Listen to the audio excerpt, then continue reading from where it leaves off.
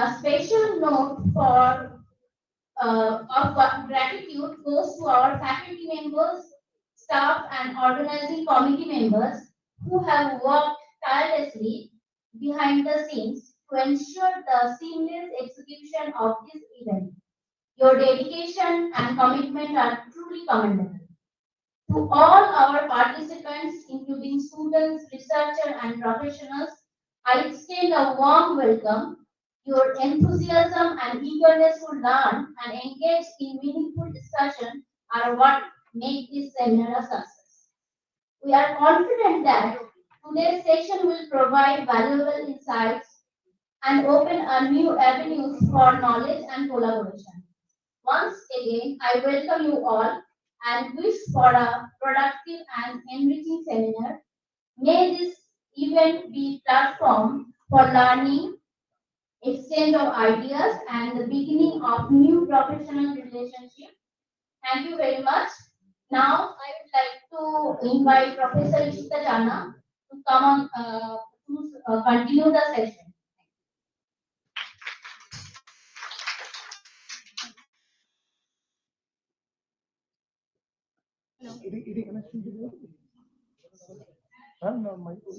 Madam ওখানে চলে যান, ম্যাডাম ওখানে চলে যান, ওখানে চলে যান।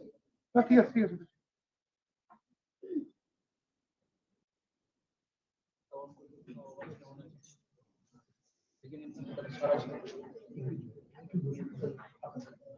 অন আছে, হ্যাঁ হ্যাঁ চলে চলে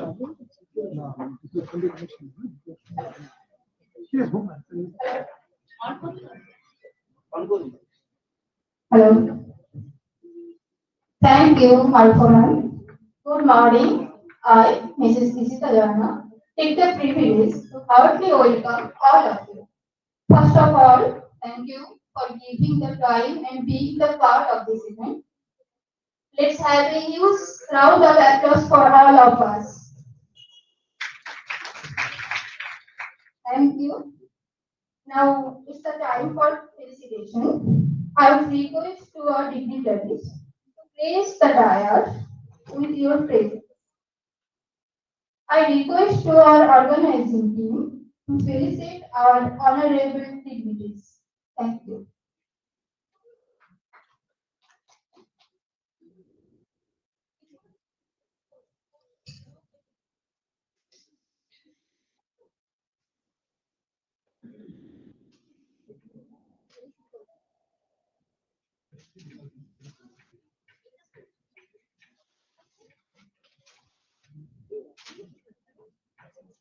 Madam.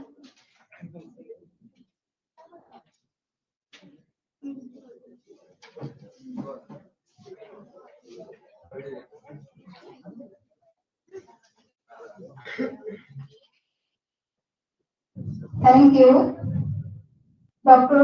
Somendranath Manna. Next, Dr. Arun Bodhikar, sir. Next, Dr. Selim Chisti, sir. Next, Dr. Tabu Mishra, sir. Next, our honorable jury member, Dr. Somendranath, sir.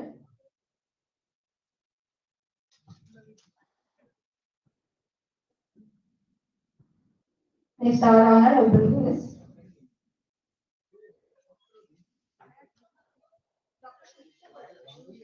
Dr. Sudip Tokoran. Thank you, sir. Next, our honorable guest and our professor, sir.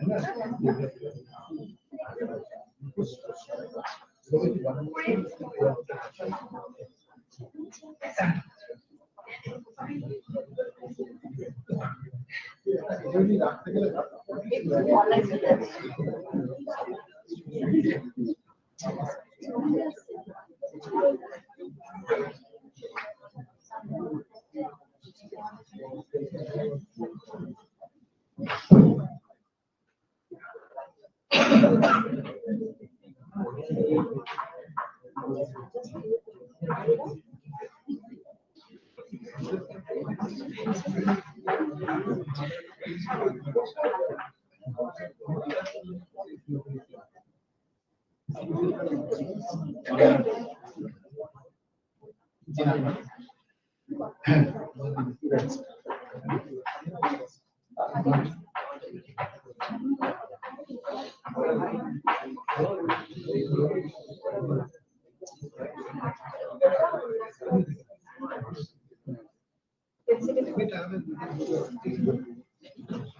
would request our team to solicit Dr.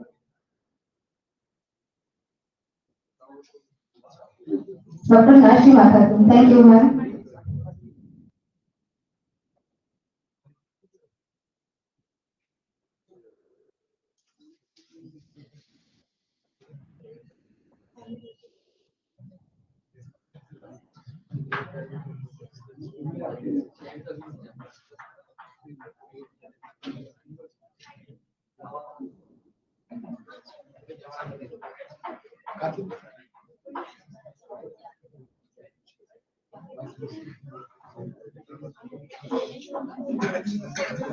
Thank you all for this auspicious ceremony, and heartily welcome again all of you for giving us time from your extreme busy schedule and come here to motivate us. Thank you. Now I would request as a chairperson, Dr. Shelly Chesi sir, IQAC coordinator, and sir, please give some speech.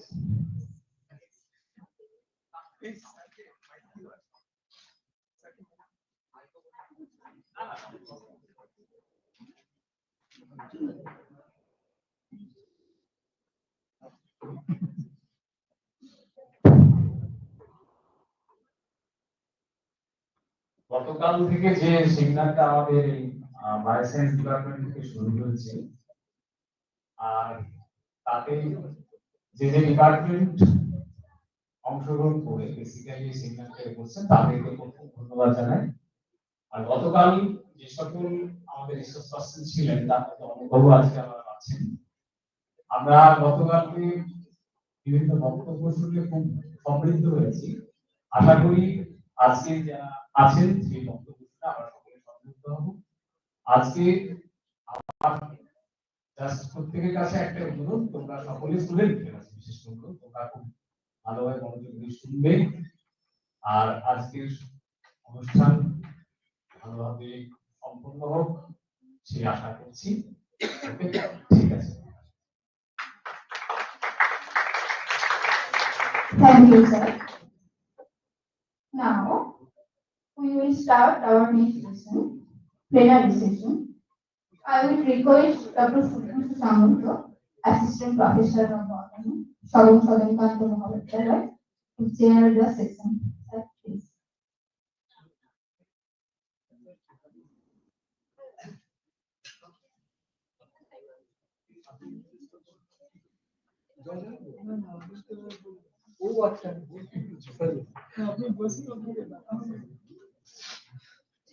Welcome for the technical session.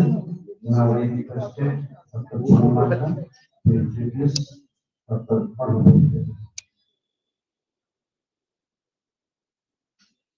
শুভ সকাল আমার প্রিয় ছাত্রছাত্রীরা এবং আমার সহকর্মীরা, এখানে যে সময় যারা রিসোর্স পার্সন যারা আছেন তাদের প্রত্যেককে আমার আন্তরিক অভিনন্দন। আমি আমার স্টুডেন্টদের বোঝার জন্য ওদেরকে একটু রিয়েলাইজ করাবার জন্য, আত্মস্থ করানোর জন্য ওদের মতো করে বলার চেষ্টা করছি। আমাদের যিনি প্রথম টকটা আজকে দেবেন আমাদের খুব প্রিয় অনুপ স্যার, ডক্টর অনুপ অধিকারী। ওনার বায়োডাটা প্রোফাইল যদি বলতে যাই, it will take more than half an hour. সুতরাং এত কথায় আমি যাচ্ছি না। তোমরা যখন স্যারের সঙ্গে ইন্টারঅ্যাক্ট করবে আজকে, তোমরা বুঝতে পারবে যে যেটা শিখছো সেটা তোমাদের ভীষণ কাজে লাগবে। আজকে যারা আন্ডার গ্রাজুয়েট স্টেজে আছো তাদেরও ভীষণ কাজে লাগবে। Please try to interact, try to get something. একটা কথা আছে, খুব বিখ্যাত একজন ব্যক্তি জাকির হোসেন, উনি বলেছিলেন, teacher doesn't teach, students learn. টিচারের কাছে জ্ঞান ভান্ডার থাকে, কে এক কাপ তুলে নেবে, কে বালতি করে তুলে নেবে, আর কে ওই সম্পূর্ণ জ্ঞানের সমুদ্রে ডুব দেবে সেটা ডিপেন্ড করে স্টুডেন্টের উপর। সুতরাং আমরা ওনার কাছ থেকে কতটা নিতে পারবো সেটুকুই আমাদের ক্রেডিট আছে। তো আমি খুব অল্প কথায় স্যারের একটুখানি ইন্ট্রোডাকশনটা বলি। উনি ডক্টর অনুপ অধিকারী, ওনার পিএইচডি যেটা ডক্টরেট ডিগ্রি উনি এক্সারসাইজ ফিজিওলজির উপর ইউনিভার্সিটি অফ ক্যালকাটা থেকে করেছেন। এখন উনি আছেন international instructor society, international society for advancement of kinanthropometry ISAK, এটা স্পেনে অবস্থিত, ছোট করে ইসাক বলা হয়। আমরা নিজেরা এখানে আছি বেশ কয়েকজন যারা ওনার কাছে কোর্স ওয়ার্ক করেছি এবং আমরা জানি কতটা উনি দিতে পারেন স্টুডেন্টদের। তো বাকি যে দীর্ঘ বায়োডাটা সেটা বলে আমি আর দীর্ঘায়িত করছি না।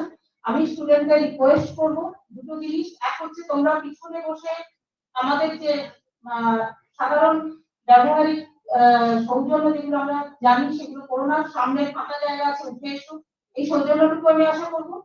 আর একটা রিকোয়েস্ট করবো, যেখানে অনার্স স্টুডেন্টরাও আছো, একটু ইংরেজি বইগুলো পড়ার চেষ্টা করো, না হলে কি হয় জ্ঞানের ভান্ডারটা আমাদের কাছে একটু আনটাচ, মানে একদমই আমাদের ধরাছোঁয়ার বাইরে থেকে যায়। কলেজ জীবন তো এখানেই শেষ নয়, ভবিষ্যৎ আছে, সেখানে আমাদের একটু বেশি আহরণ করতে হয়। ফলে একটুখানি ইংরেজি বই পড়ার অভ্যেস করো, প্রথমবারে বুঝবে না, দ্বিতীয়বারে বুঝবে, তৃতীয়বারে আরো একটু বেশি বুঝবে। স্যার আপনি স্যার আপনার ডক্টর দিতে শুরু করুন। স্পেশালি আমি জানি আজকে স্টুডেন্টদের জন্যই এটা হচ্ছে।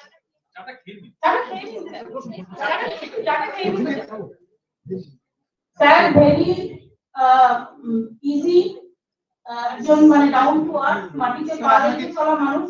যে কোনো ধরনের সমস্যা, যে কোনো ধরনের প্রশ্ন তোমরা করতে পারো। মনে ভেবো না যে এই প্রশ্নটা করলে আমাকে বোকা বলবে। আমরাও এরকম অজস্র বোকা বোকা প্রশ্ন করেই বড় হয়েছি। ফলে তোমরা মানে feel easy to react with her, to interact with him. তোমরা একটু এগিয়ে এসো, লাস্ট রোতে যারা বসেছো এগিয়ে এসো, এদিকে ওদিক থেকে চলে এসো, এখানে কাজে লাগবে। হ্যালো, চলে এসো। হ্যালো, এমনিতে আমি চোখটা বাঁকা বাঁকা দেখছি। হচ্ছে না, তাহলে হ্যালো, ও তুমি চেঞ্জ করে দিও। হ্যালো, ঠিক আছে, আমি বলি তুমি চেঞ্জ করে দিও, ঠিক আছে? আমি এমনি বলছি। হ্যালো, তুমি চেঞ্জ করে দিও, ঠিক আছে? ওকে, শুরু করি। এই কথা নয়। Welcome for our session over here. Like our 10:30 conference, so let's start it now. Actually, we always say spokesperson as this, even 9:30. It should be not supposed actually say. So I'm Anu, basically call by name. There was like that. Our culture is like they call by name. So I'm Anu. You can call me Anu also. I'm a physiologist, physiologist basically. And then I'm a person, anthropometrist. Anthropometrist who measure the body type and others. And I'm also a personal trainer. I'm a personal trainer. And also I'm a nutrition and wellness specialist. Okay. So today discuss about the because the theme of this conference is better tomorrow. Better tomorrow. Or better future or better tomorrow. That is the theme of this conference, today's conference. So, as because I'm a sportsman, sports scientist. To discuss how we can make our life or our body health and wellness better to whatever we want. Some exercises that I discuss. Also, you can ask me if you want to know whatever. You can ask me also, no problem. Also, please add your suggestions also. Normally, whenever we take some classes or whatever, in India, the classes are like donating. What I'm saying, yes, listen. But in our European and American, North American style.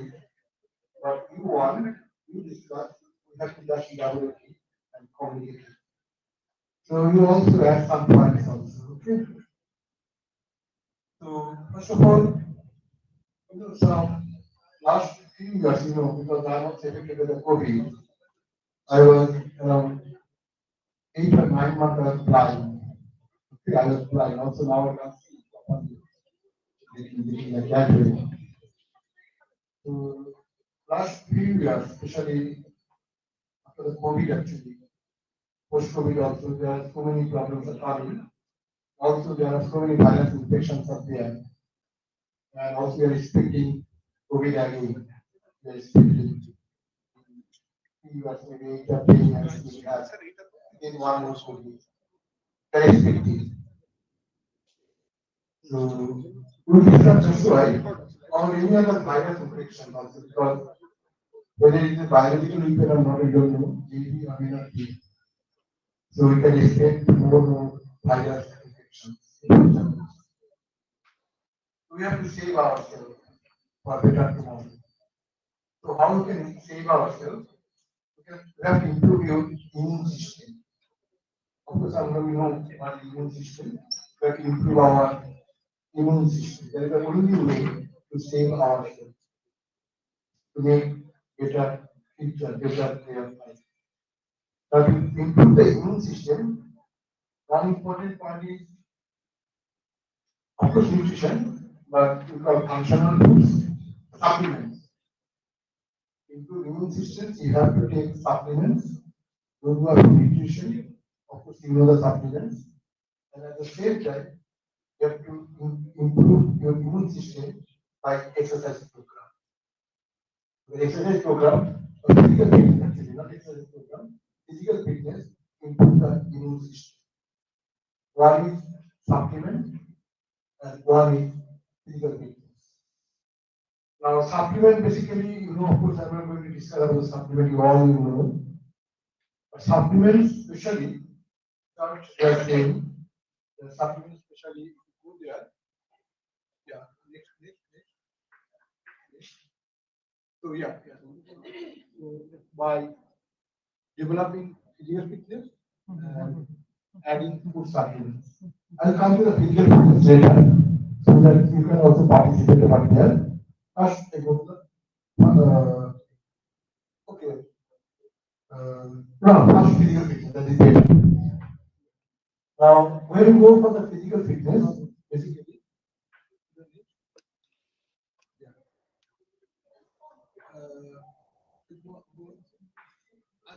Again.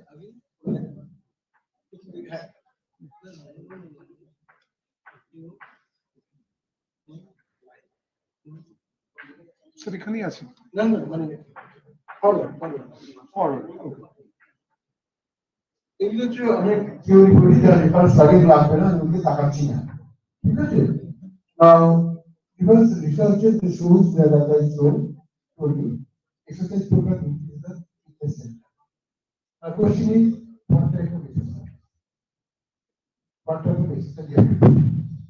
Normally exercises are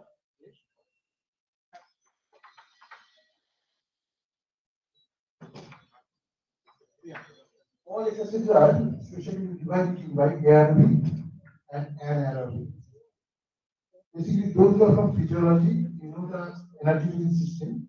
We get energy in three ways. One is ATP system, one is lactate system, and one is aerobic system. If I want to teach a boost in like that way, teach him that is aerobic system, ATP system. But you have to run suppose up to 6 or 7 seconds, aerobic, more than that aerobic. Now, exercises are the aerobic exercise. Aerobic exercises, you can do whatever you like it. Whatever you like it. Okay, aerobic exercises. Whatever you can like it. You can do the push up, you can do whatever. You can go on the sit up, you can run, short run, you can do it. Whatever you can do it. Okay. But aerobic exercises, you have to work more than plus minus 30 minutes because Fat metabolism starts after 30 minutes. So you have a small, you have grams over here. Suppose you can come all of you come, okay, that's your whatever. You can do over here. Or in the morning you can walk, something you can walk. To listen that one, how to do that one.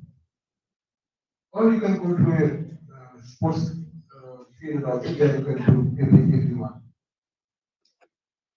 Now, also for aerobic exercise, you can do some barbell or dumbbell, you can buy it from the market, whatever small, whatever I think. Because how to calculate that one I discussed later, barbell or dumbbell, you can do something whatever. Whatever like. Okay, whatever like. Those who are sedentary people, sedentary, those who are not active, you are all acting active, and sedentary, cannot a sportsman. So for you will prefer moderate exercise. I have articles, but I like articles in paper, there is last survey also. Suppose first time in the morning. In the morning, you can come out. The morning, early rising, etc. whatever. Okay, then just go some places where you can walk, run, like that. Or we always say you walk, jog, run. And walking is, if it is 8 kilometers per hour, you can walking. More than 8 kilometers, that is actually more than 8 kilometers, you can run, jog. Okay. Now when you are running, suppose those who are not, you are all sedentary over here. I'm not talking about the children over here. People over here. So, put it before. That's it. Second. So, when you are running, because if you have a heart problem, okay, if you feel pain over here, stop it, walk, but if the pain continues, of course you have to see the doctor. Now, remember one thing, we have 5 pain. If the pain is over here, we think that we have a heart problem. No, this was gastric. So stomach is over here, the pain is here. This pain is for your stomach problem. Heart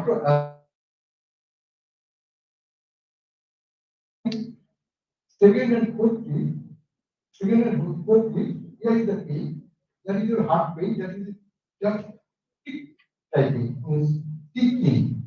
That is heart problem. So all pains are not the heart problem.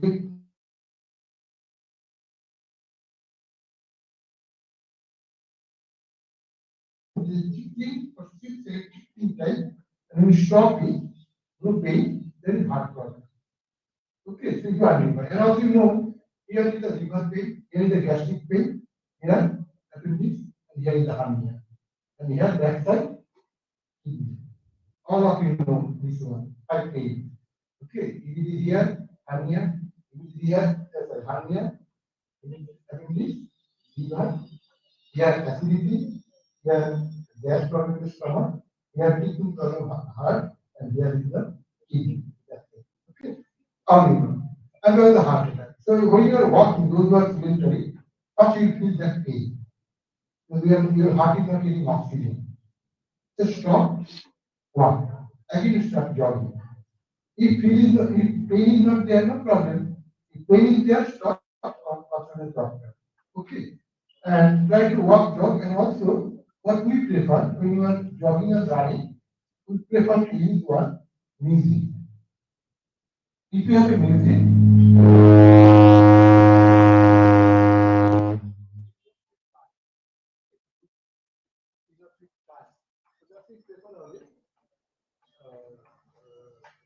music that is the now, if you are more fit, suppose after 5 or 6 months, if you are fit, now, with one more thing, you have a scale at your home, you have a scale, go up and down, up and down, up and down, take race, up and down. That is also very good exercise for you, lower push. Lower push. If you don't have anything you have, you take this whatever way, do the exercise. The question is for the moderate exercise. Okay, here we can come later. Now we divide the exercise into moderate and uh, heavy exercise. Now exercise is pretty down now. Down, down, down, down, down, down, down. Yeah. This is it will do with you how to calculate. When you are doing research or you have the time to calculate, this is the way to calculate how it is moderate or heavy. Okay, moderate or heavy. Now, normally the simple way is moderate because the unit of the exercise is weight training is actually we call RA, repetition maximum. 1 hour. Suppose the distance is centimeter, kilometer, these are unit. But in but in but in our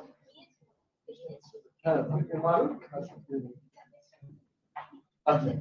So uh, sorry, yeah. Now what is that one? Yeah. This is equation, now you can use it. Okay. Now unit is the 1 hour. Sorry. Unit is the 1 hour. Suppose length we call centimeter, pound, weight. Same thing, when you are selecting the weight, unit of the weight in exercise is 1 repetition maximum. 1 repetition maximum means in 10 times, suppose you are lifting uh, 10 times. 10 times you can lift maximum weight 20 kg. So that is 1 hour.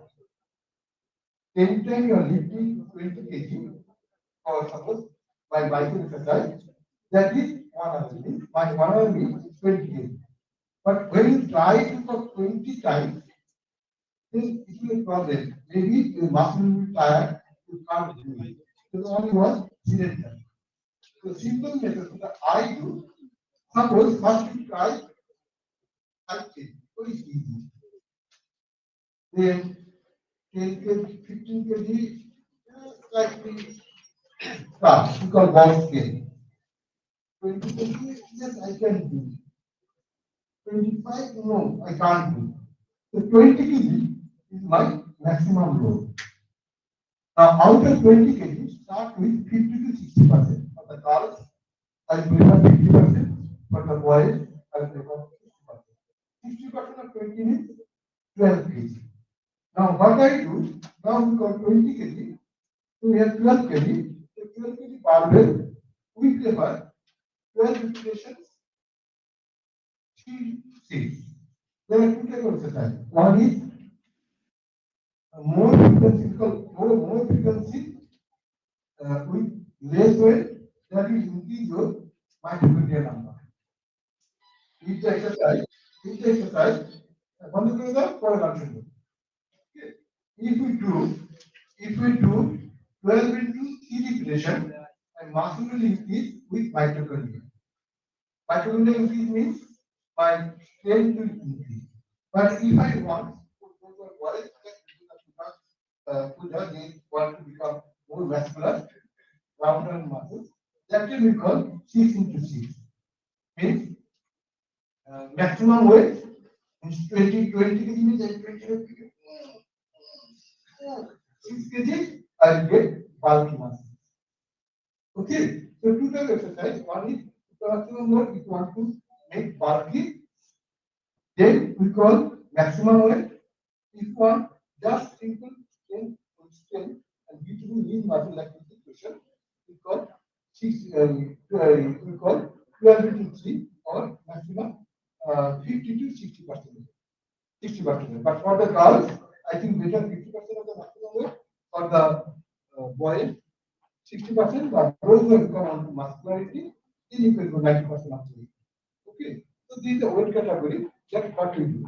Now, how many repetitions? Again, if the repetitions are 12 times, means I have taken 20 kg and doing 12 times. 1, 2, 9, mitochondrial number is and it will become B. It's a beautiful time. If you want to increase your strength, it should be 12 into 3 repetition. 12 times, sorry, 12 repetition, 12 times 3 repetition, because frequency. When you open a book, you see there written, say 12 into 3. 12 into 3 means 12 frequency, 3 stages. If it is written 12 into 4, your first one is the repetition, second one is the same. And in between, 40 to 1 second, 40 to 40 second to 1 minute change. Okay, 40 to 1 minute. Now, if you have a gym, you always prefer start, if you have a gymnasium, so always start from where you are started and where you are end and start. Suppose I enter. This is the station. This is the first station, second station, third station, fourth station, fifth, sixth, seventh, eighth, ninth, tenth station. When I came, if I start from this station, I'll continue up to this, I'll go back again, start from there, again I'll do it. It's not that, oh, we're working there, I start from here, then I'll do over here, after this one, then this one. No. If the station starts, whatever station you have started, you repeat it and the same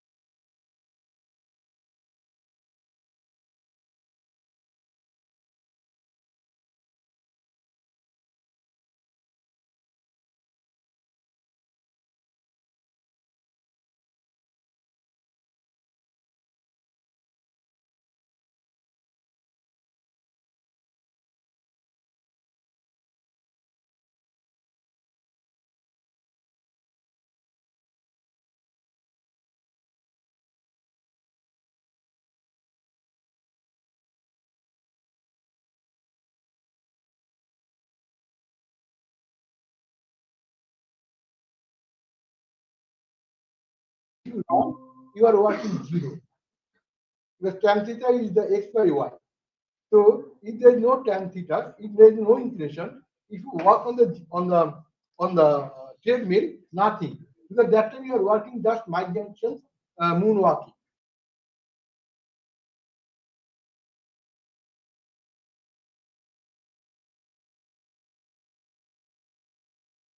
Uh, that one, moonwalk. You are not doing that much over. That's why when you're running on a treadmill, remember it should be inclined. Minimum 1% incline. Then slowly increase the inclination and do the exercises, but it should be more than 30 minutes. The metabolism starts after 30 minutes. If I go the gym with all your 5 minutes you have done it, this in the mirror you have done it, very happy. No, you have not done it. You have done minimum 30 minutes. The fat metabolism starts after 30 minutes. After 30 minutes, we prefer 1 hour. Prefer 1 hour. If the gym or the lab with intensity, music, I prefer 1 hour.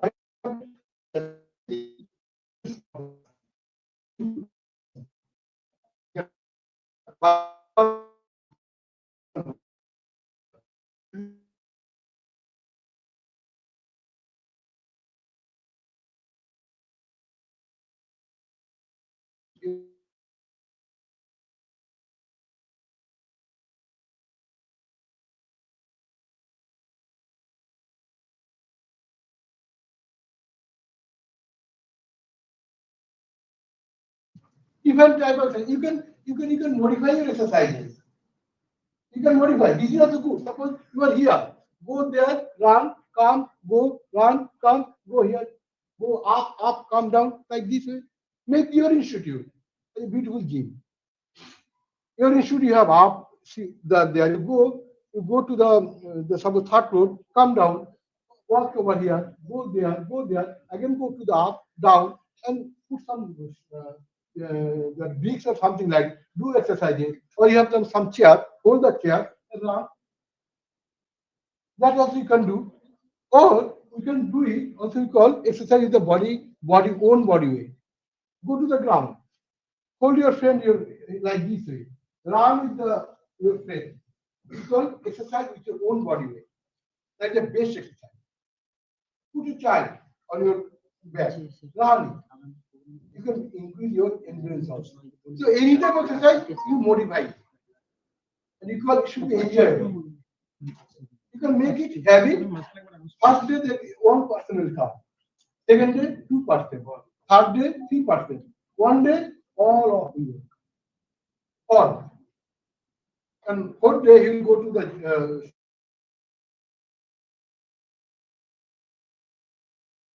come with the tracksuit only. Once you have the habit of tracksuit, you are always wearing tracksuit. So you can change your lifestyle.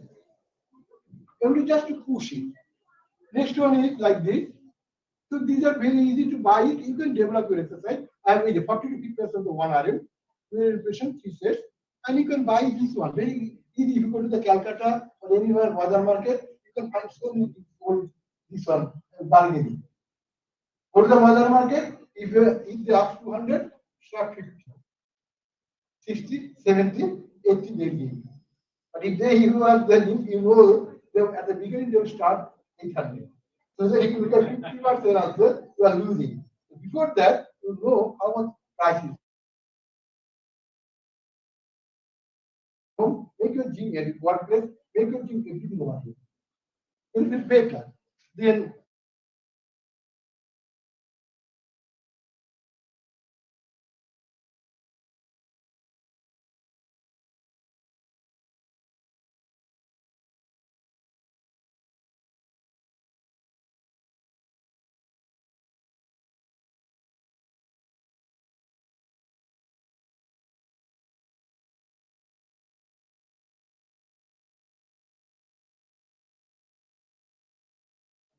here, you have a ground over here.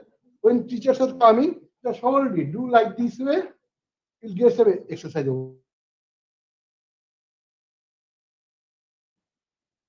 That also you can make exercise CrossFit time. Yes, simple, long rope. Do the exercise.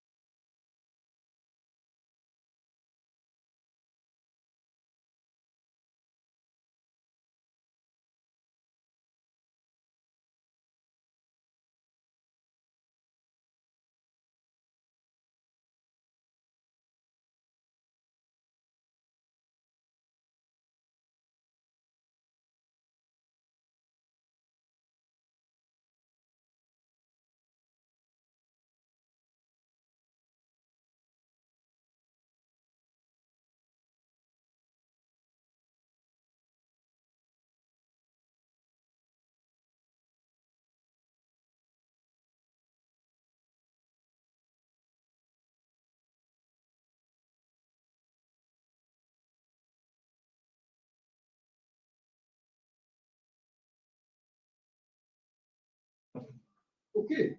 See, most of the girls, suppose here, I'm not mentioned, there are only two mesomorphy. Ideal muscle mass is 4 mesomorphy. Mesomorphy actually is the unit of the muscles. All human beings should have minimum 4 mesomorphy. Actually, we have 3 body type, 3 type of body. All people are 3 type of body. One is lean, one is muscular, one is fatty. All 3 characters is here in my body. All 3 characters is in your body. All 3 characters in our body. One is prominent, other 2 is there. Okay. I am suppose I am muscular plus endomorphic. Means I am endomorph fatty but muscular mesomorphic endomorph. Whereas someone don't take other way. Suppose madam is there, madam.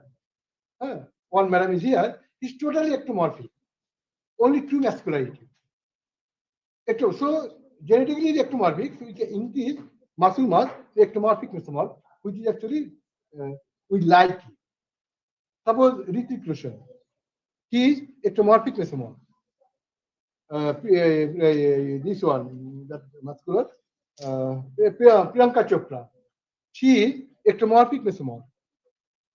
Because we have a belief previously, girls, that if you do exercises, we become muscular. No, we will less femininity. Wrong. I have some girls who like the girls with the best. These are from Jamaican girls. You have seen the Richardson this time. Richardson, the Olympic who will become second. Beautiful body. I like her. Another girl also, I like her. Florence was my dream girl. You know the Florence Olympic, that one. Muscular but beautiful. When I was my college life, she was my dream girl. Muscular but beautiful. She's the Olympic gold medalist 3 times. 200 meter, 100 meter, and 400 meter. So girls, we have a belief that if you do exercises, we lose the femininity. No, wrong. Wrong. And boys also, what is the use of walking with a big belly? What is the use of using a big belly? Moving like this way? No need. Do some exercise, then your belly will go up, you will feel good. You'll feel good. At least you'll go to the mirror, oh my God, beautiful I am. It will increase your mental strength. If you have a belly big time, sorry, okay, don't take one of sir we have. Okay, so belly, you'll feel bad. And all diseases are there. All diseases are in the belly. So easily you can reduce your belly. Easily. At the same time, food. Food, especially in paper, those are nutrition of course, food should be palatable. What you like it.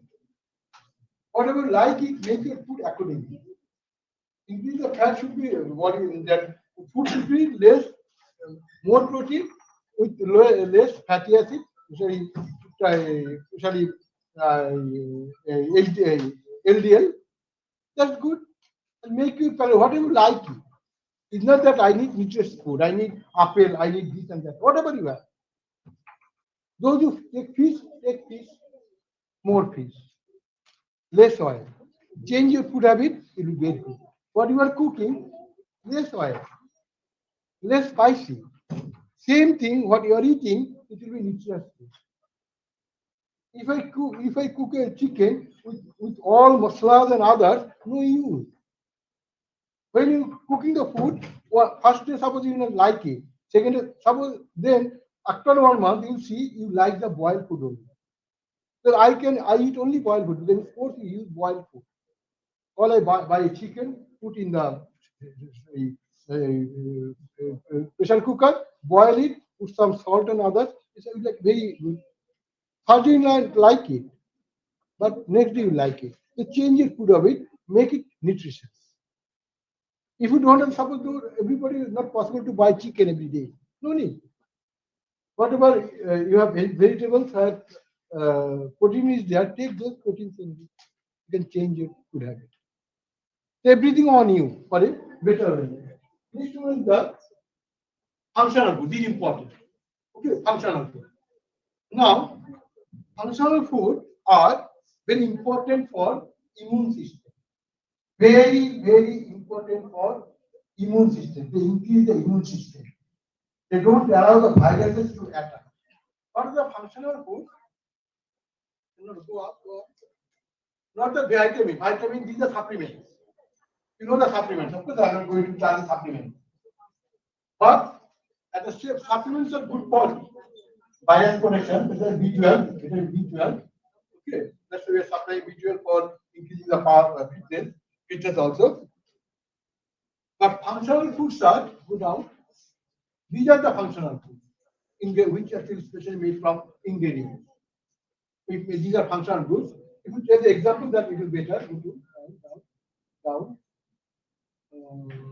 This is actually fruits what we eat in Canada or USA. It is expensive. Expensive. No, expensive. Go to the Indian type. These are Indian functional foods. These Indian functional foods, all food, Indian functional foods, these will help increase your immune system. For virus attack, these will help you. Especially achar.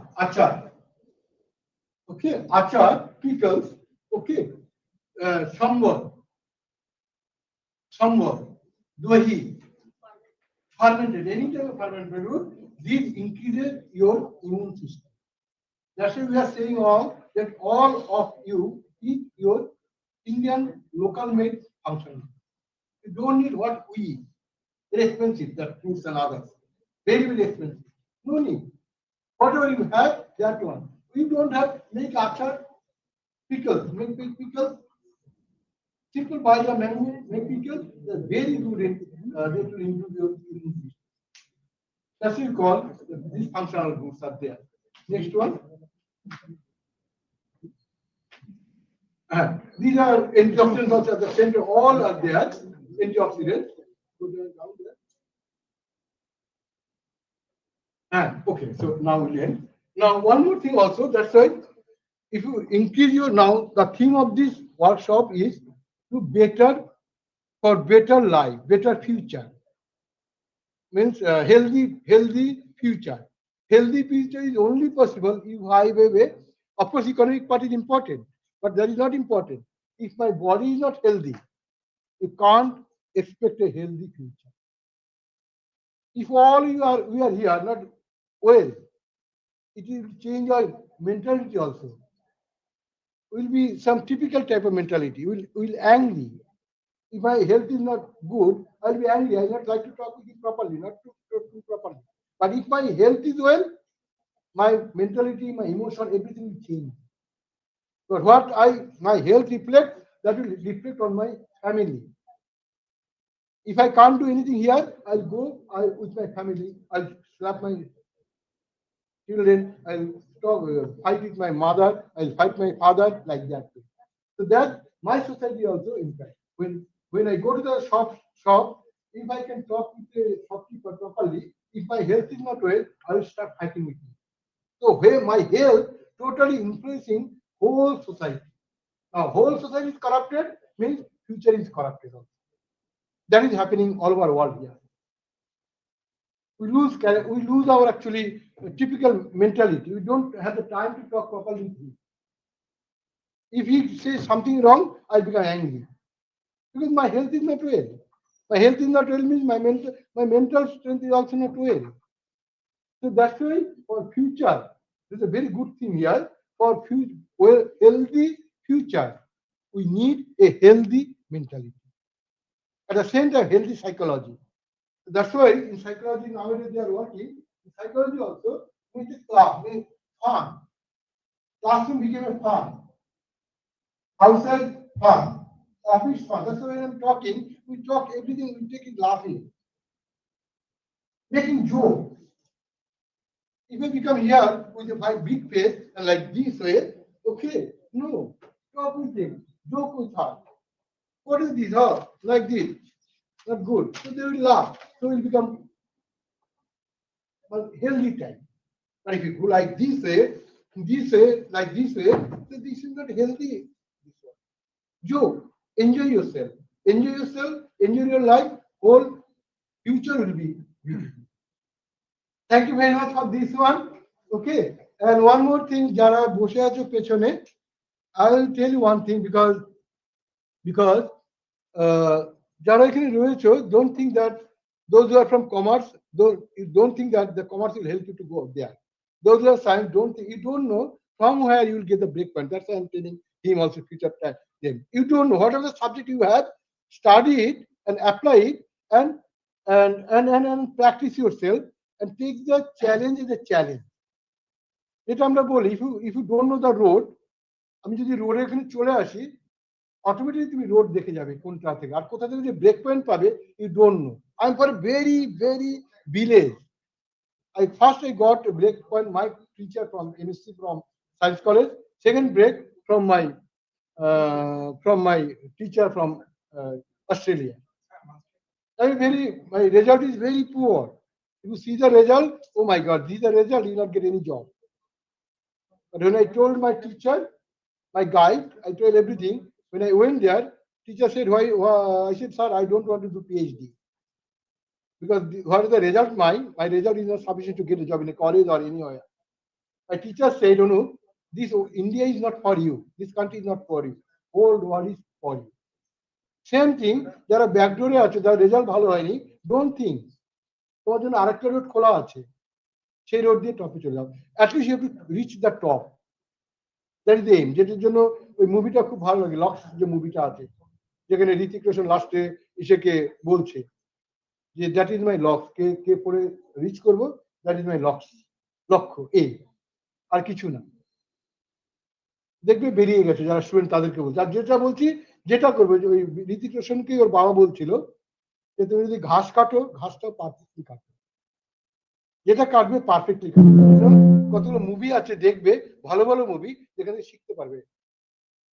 এখানে অনেকগুলো শিখতে, জন্য সবাইকে বলি ভালো ভালো movie দেখো, মুভির ভালো জিনিসটা নিয়ে নাও, বাজে জিনিসটা না, দেখবে তুমি দাঁড়িয়ে গেছো। Okay, thank you very much for you. Okay, thank you.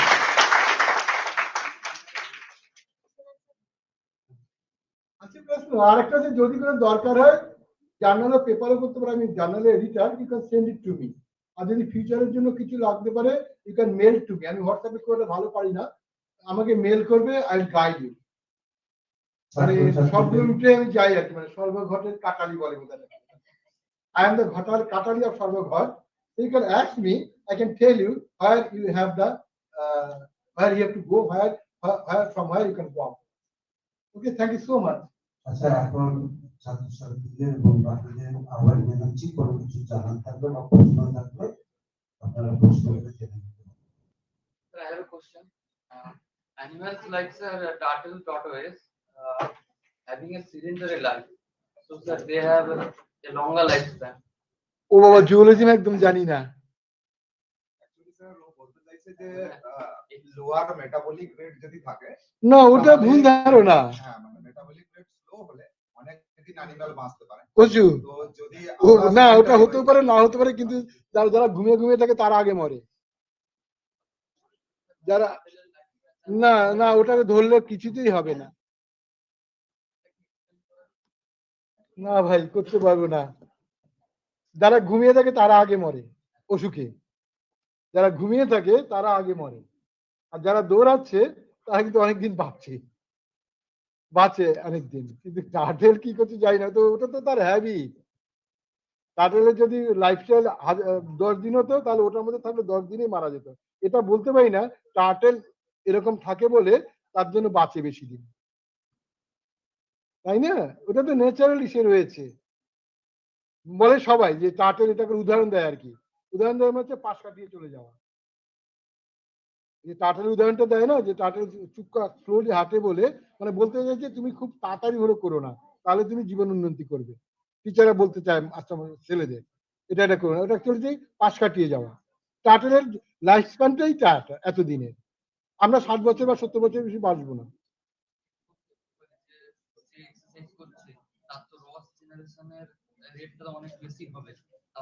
কি জেনারেশন?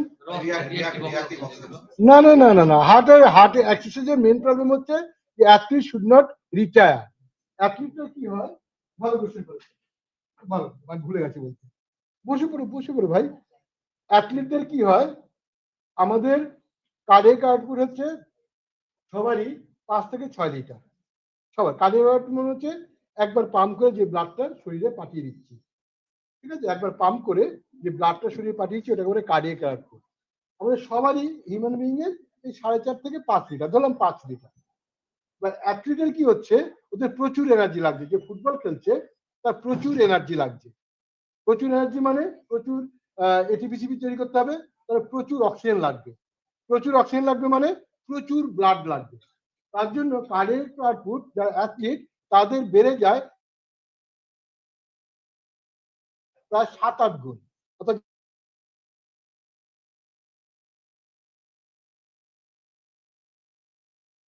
এখানে আমাদের হচ্ছে 5 লিটার, নর্মাল সবারই 5 লিটার। অ্যাথলিটরা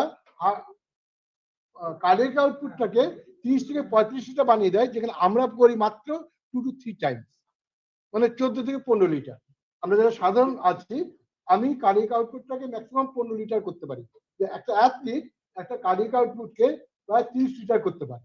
এবার পাশের প্রশ্ন হচ্ছে, আমরা যখন একবারে এসে করছি, আমাদের ভেন্টিকুলারে যখন কন্ট্রাক্ট করছে তখন only few amount of blood পাঠাচ্ছে।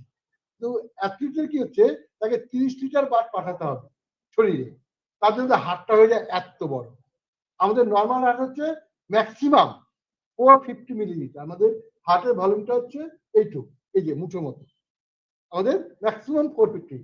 অ্যাথলিটের হচ্ছে ম্যাক্সিমাম 1300 মিলিলিটার, এত বড় হার্ট, এত বড়।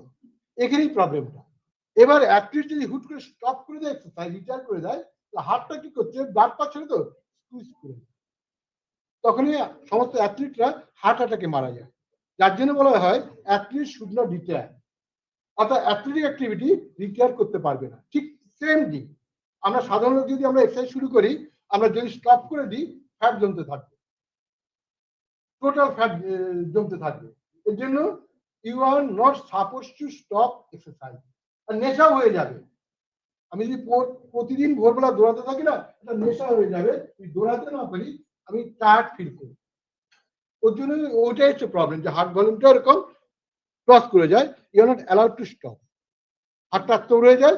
তো athlete activity you are not allowed stop 70-80 বছর। আরেকটা প্রবলেম হচ্ছে, আমাদের পালস রেট হচ্ছে বলি 70, কিন্তু 70 নিচে হলে 60 হলে বলি ব্রেডিকার্ডিয়া। অ্যাথলিটদের সবার হার্ট রেট কিন্তু 40 নিচে আসে, 50 হলে আমরা হাই বলি। অ্যাথলিটদের সবার হার্ট, যেহেতু হার্ট ভলিউম এত বড়, ওদের অল্প অল্প কন্ট্যাক্ট করে, অল্প অল্প করে। ফলে পেলের হার্ট রেট ছিল 27, পেলে ফুটবলার হার্ট রেট ছিল মাত্র 27। আর ওই স্টপ করলে এক্সারসাইজ, আরেকটা প্রবলেম হচ্ছে ফ্যাট, যেটা ম্যারাথনার হয়েছিল, প্রচন্ড ড্রাগ এডিক্টেড হয়ে যাওয়ার পর এক্সারসাইজ স্টপ করে যায়, পুরো ফুলে যায়। তো you are not allowed to stop. আরেকটা হচ্ছে ডায়েট প্ল্যান আর মাসকুলারিটির জন্য মাপা হয়। Muscularity must be 4, mesomorphic component must be 4। এখানে তোমাদের একজন দিদিমণি আছে, কমাতে কমাতে মাসকুলারিটি 2 নিয়ে এসছে, রোগা পটকা হয়ে গেছে। হ্যাঁ, মাসকুলারিটি যেন 2 না 4 থাকবে, তাদের মেসোমরফিটা একটু মেপে নেবে, ডায়েট প্ল্যান করবে। বাট আরেকটা হচ্ছে নো স্টারভেশন, না খাওয়া নয়, খেতেই হবে অল্প অল্প করে, ওরা বলতে ভুলে গেছি, মিনিমাম 5 টাইম। এটা আমি করবো না, আমি রাত্রিবেলা স্কিপ করবো খাবার, কি ব্যাপার, আমি নো, ডেঞ্জারাস, আলসার হয়ে যাবে, আলসার হয়ে যাবে, কিছু খেতে পাবে না, তারপরে এমনিতেই স্লিম হয়ে যাবে। স্যার এই ব্যাপারে আমার একটা কথা আছে হ্যাঁ। যে জাপানের একজন নোবেল লরিয়েট এই রিসেন্ট বলেছেন যে 12 hour to 16 hour ফাস্টিং হচ্ছে মানুষের অনেক ক্যান্সারের মতো রোগ চালাতে পারে। রিসেন্ট বড় পেপার পাবলিশ। ও হ্যাঁ, হতে পারে, হতে পারে। 12 থেকে যদি 17 ঘন্টা ফাস্টিং এ যেতে হয় তাহলে তো অবশ্যই আলসারের চান্স। হ্যাঁ, এর জন্য আমরা বলি যে 5 বার করে খেতে, অল্প অল্প করে, অল্প অল্প করে খাই। আমি রাত্রিবেলা আমি খাবো না, একটু কিছু খাই, ভাত না খাই, আমি অন্য কিছু খাই, বাট নো ফাস্টিং। হ্যাঁ, মাঝে মাঝে আমাদের নিয়ম আছে, যেহেতু আমাদের ইসের মধ্যে সপ্তাহে একদিন ফাস্টিং হলে সব বেটার। প্রচুর খেয়ে ফেলেছি, ফাস্টিং করলাম।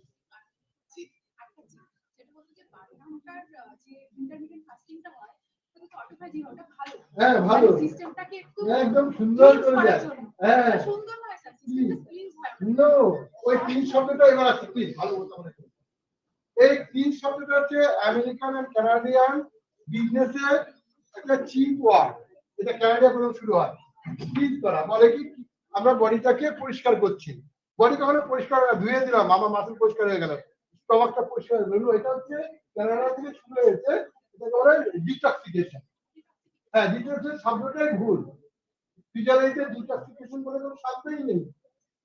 কিন্তু স্যার তবু একটা জিনিস আপনি ভাবুন যে আমরা যদি প্রচুর খেলাম, ধরুন রাতে একটা পরে খেলাম, অনেক পরে, মানে টাইম ফ্রেমটা আমরা টাইম ফ্রেমটা না, টাইম ফ্রেম এটা ভুল না। 5 বার মিনিমাম 5, অল্প অল্প করে মিনিমাম 5 বার। হ্যাঁ, ওটা কি হচ্ছে, আপনি যে খেয়ে নেন বডি এমনিতে স্লো ডাউন হয়ে যায় ফিজিওলজি অনুযায়ী। রাতে তো আমাদের সব সিস্টেম স্লো ডাউন হয়ে যায়, তখন আমরা ঘুমোই। এবার তখন কি হচ্ছে, আপনার পুরো পুরো যে ব্লাড আছে, অক্সিজেন যা আছে সবকিছু ম্যাক্সিমাম হচ্ছে পেটে কাজ করছে। এটাই ভুল। আবার আসছে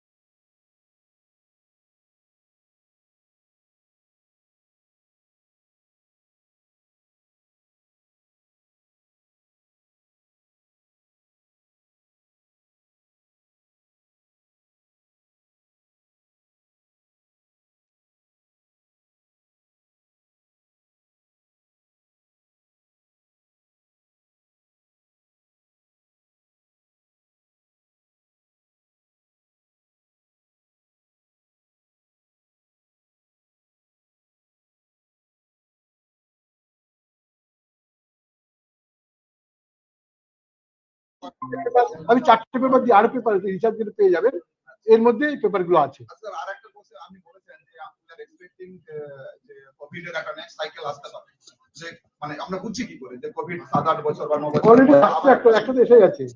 কারণ কোভিডটা যেটা আমরা সন্দেহ করছি সেটা হচ্ছে ক্রিয়েটিভ, মানে বেসিক্যালি আমরা তো একটা হার্ড ইমিউনিটি অলরেডি তৈরি করেছি, কিন্তু সেটা হয়তো এতটা নয়, যে আসতে পারে, আসতে তো বেশি। কারণ কোভিডটা আমরা সন্দেহ করছি যে এটা বায়োলজিক্যাল উইপন। আর এমনিতে স্যার আপনি লাস্টের দিকে বলছিলেন যে আমাদের যে ফুড হ্যাবিট, মানে এটা তো বেসিক্যালি অঞ্চল, এটাই বলছি, পুরো চেঞ্জ করে দেয়। সম্বর বা এই ধরনের ফুডের খুব একটা দরকার নেই। প্রচলন নেই। আচ্ছা, কিন্তু স্যার আপনি বলছেন যে ফার্মেন্টেড ফুডের সঙ্গে ইমিউন সিস্টেমের একটা গুড রিলেশন। হ্যাঁ হ্যাঁ হ্যাঁ, স্যার ফার্মেন্টেড ফুড অনেক ধরনের সেটা একটু পেয়েছি, অনেকগুলো দিয়ে দিয়েছি, সব দিয়ে দিয়েছি। মানে স্যার এটা বেসিক্যালি ইমিউন সিস্টেমকে বুস্ট করছে কি করে এই জায়গাটাতে? এই জায়গাটা একটু পেপার গুলো হয়ে যাবে, ইমিউন সিস্টেম বাড়িয়ে দিচ্ছে। আমি রেফারেন্স গুলো দিয়ে দিয়েছি। এবার আর এক্সারসাইজটা আরেকটা হচ্ছে যে কখনো স্কিপ করবে না ফুড। আমরা বলি food should be limited 5 Times. যারা দিনে 2 বার বা 3 বার খায় ওরা কি করবে? ওটাই মুশকিলটা। মানে আমি নিজে যেমন আমরা ক্যানাডিয়ানরা আমরা দুপুরে সময় পাই না, কারণ আমাদের 8টায় ঢোকা মানে 8টায় ঢোকা, 5টায় কাজ করার মধ্যে 5টার মধ্যে একটা 10 মিনিট মধ্যে খেতে হয়। সময় পাই না বলে আমরা সকালে লাঞ্চটাকে, ব্রেকফাস্টটাকে হেভি করে দিই, লাঞ্চটাকে স্কিপ করে দিই। স্কিপ করি ওর জন্য, হ্যাঁ স্কিপ করি, কিন্তু স্কিপ করতে মানে পুরো স্কিপ নয়, আমরা একটা ওই সসেজের মতো ওই সে খেয়ে নিই, করে ডিনারটাকে হেভি করে দিই। ক্যালোরি ইনটেকটাকে সেম রাখছি। আমার যদি ক্যালোরি ইনটেক 3000 লাগে, 3000ই নিতে হবে। এবার কিভাবে নেব সেটা হচ্ছে according to your work issue.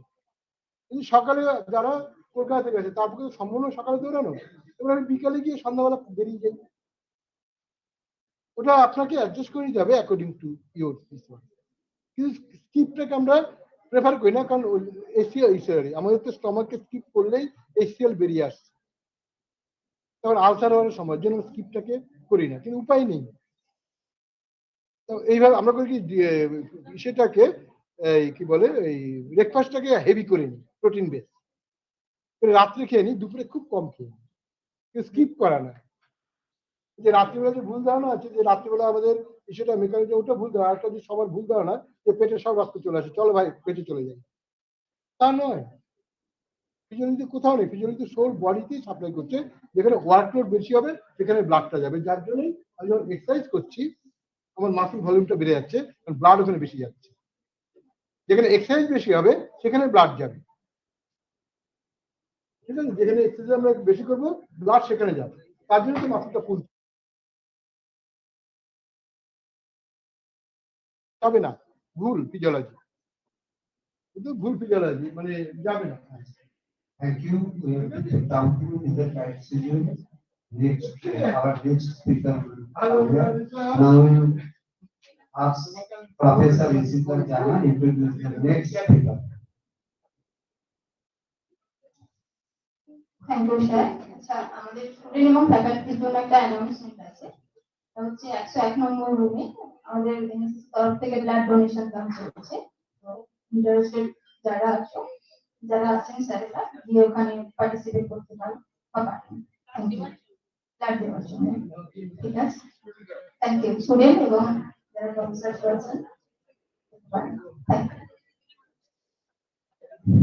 Okay, thank you sir. We go on next part. Next, our honorable speaker is Mr. Somendranath Manna, faculty of the Department of Physiology, Prabhat Kumar College, Kamlai, Purbanipur, West Bengal. He has more than 10 years of teaching experience in the field of physiology. He is also acting as a visiting teacher at Ramakrishna Mission Vivekananda Educational and Research Institute, Belur, Howrah, in the Department of Sports and Science and Yoga, to teach the physiology of yoga. Next, I would like to request our next keynote speaker, Mr. Somendranath Manna, please come on the stage.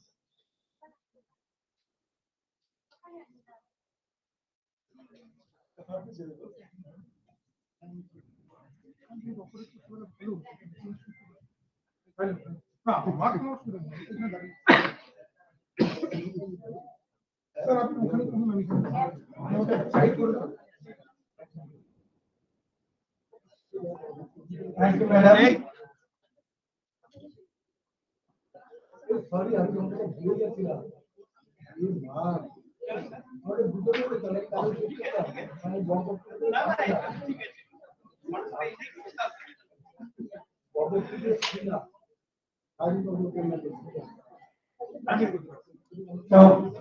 Good morning.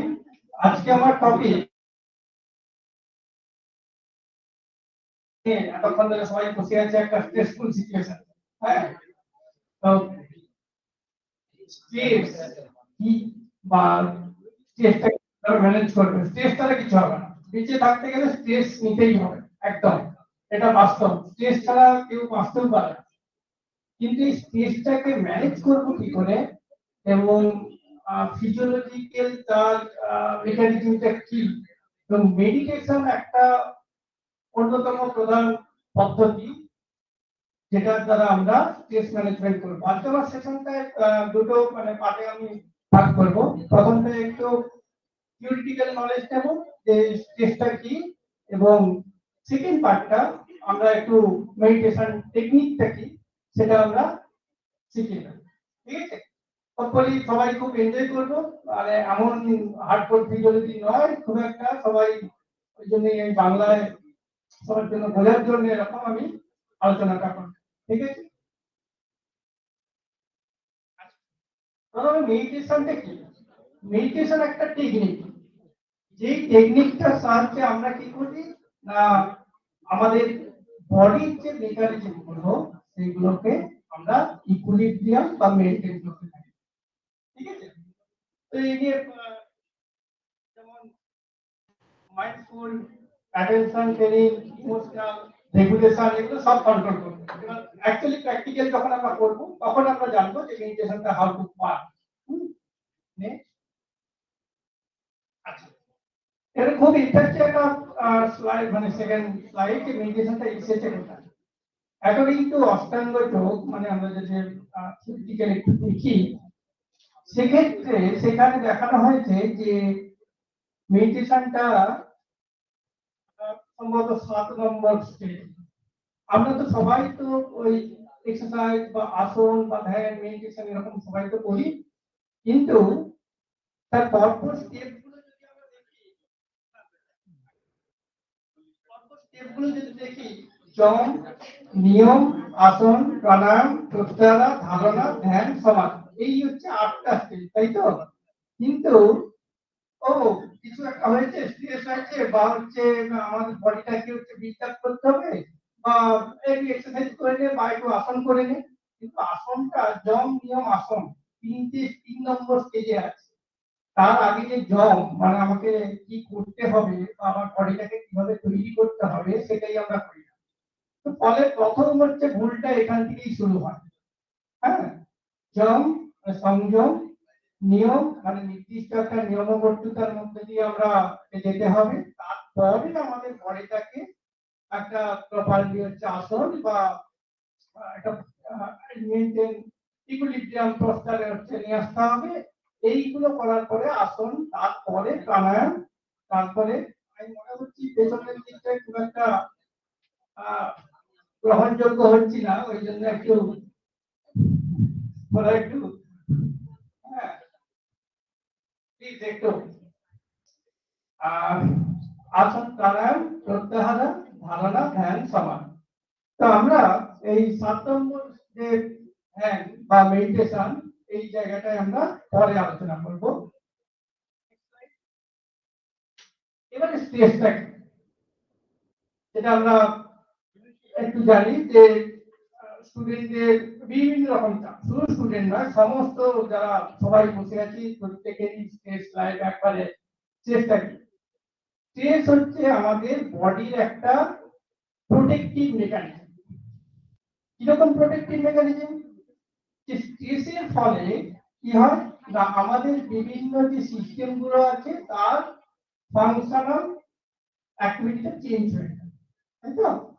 এবং এই স্ট্রেসটা আমাদের বডির যে functional activity change হয়ে গেল, আবার তাকে আমাদের মানে ইজি টু অ্যাক্সেস বা ইজি টু ম্যানেজ, যে কিভাবে আমাদের ওই পার্টিকুলার যে স্ট্রেসর যারা যেটা আমাকে স্ট্রেস দিচ্ছে সেই স্ট্রেসের সঙ্গে হ্যাবিচুয়েট করতে পারি বা সেই সিচুয়েশন থেকে আমরা ওভারকাম করতে পারি।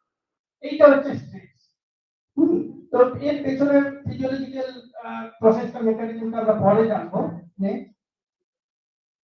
এখানে দেখানো হয়েছে যে 2 টাইপের স্ট্রেস আছে, 2 ধরনের। একটা হচ্ছে ইউ স্ট্রেস আর একটা হচ্ছে ডি স্ট্রেস। ইউ স্ট্রেস কি? যেটা আমাদের ভালো। এবারে যদি মনে বলা হয় যে পরীক্ষা সিস্টেম স্কুলে পাস ফেল অলরেডি উঠে গিয়েছে, তাও বলে অ্যানাউন্স করে দেওয়া হয় যে অফিসিয়ালি যে পাস ফেল করতে উঠে গেছে, আশা করি কেউ পড়বে না, একদম আশা করি কেউ আর পড়বে না। ওই পরীক্ষাটুকু পাস করার জন্যই কিন্তু এবারে পরীক্ষায় পাস করার জন্য কি হয় আমাদের সারা বছর আমরা পড়াশোনা করি না বা সময় পাই না, এখন বিজি শিডিউল, এত টাইট শিডিউলে আমরা পড়তে পারি না, কিন্তু এবারে পরীক্ষার আগে আমি কিভাবে পাস করব, ঠিক আছে? তার মানে একটা স্ট্রেস হচ্ছে যে আমাদেরকে মোটিভেট করবে, আমাদেরকে ভালো রেজাল্ট করতে সাহায্য করবে। বা আমি একটা 100 মিটার রান দিচ্ছি, আমাকে ফার্স্ট হতে হবে, ভেতর থেকে যে এনার্জি সেটা আমার হচ্ছে ক্রিয়েট হচ্ছে। এমন তো নয় কেউ এমন তো নয় যে কেউ রানে অংশ পার্টিসিপেট করেছে, সে হচ্ছে চুপচাপ দাঁড়িয়ে আছে বা সে খুব ফার্স্ট হওয়ার জন্য দৌড় হচ্ছে না, এরকম তো কেউ হয় না। আমি দিচ্ছি মানে আমি চেষ্টা করবো আমাকে যতটা সম্ভব আমার ক্যাপাসিটি অনুযায়ী দৌড়ে, তাহলে সেই ক্যাপাসিটি অনুযায়ী দৌড়ে যে যেতে হবে তার জন্য কি করতে হবে, আমাকে মাসেল বুস্ট আপ করতে হবে।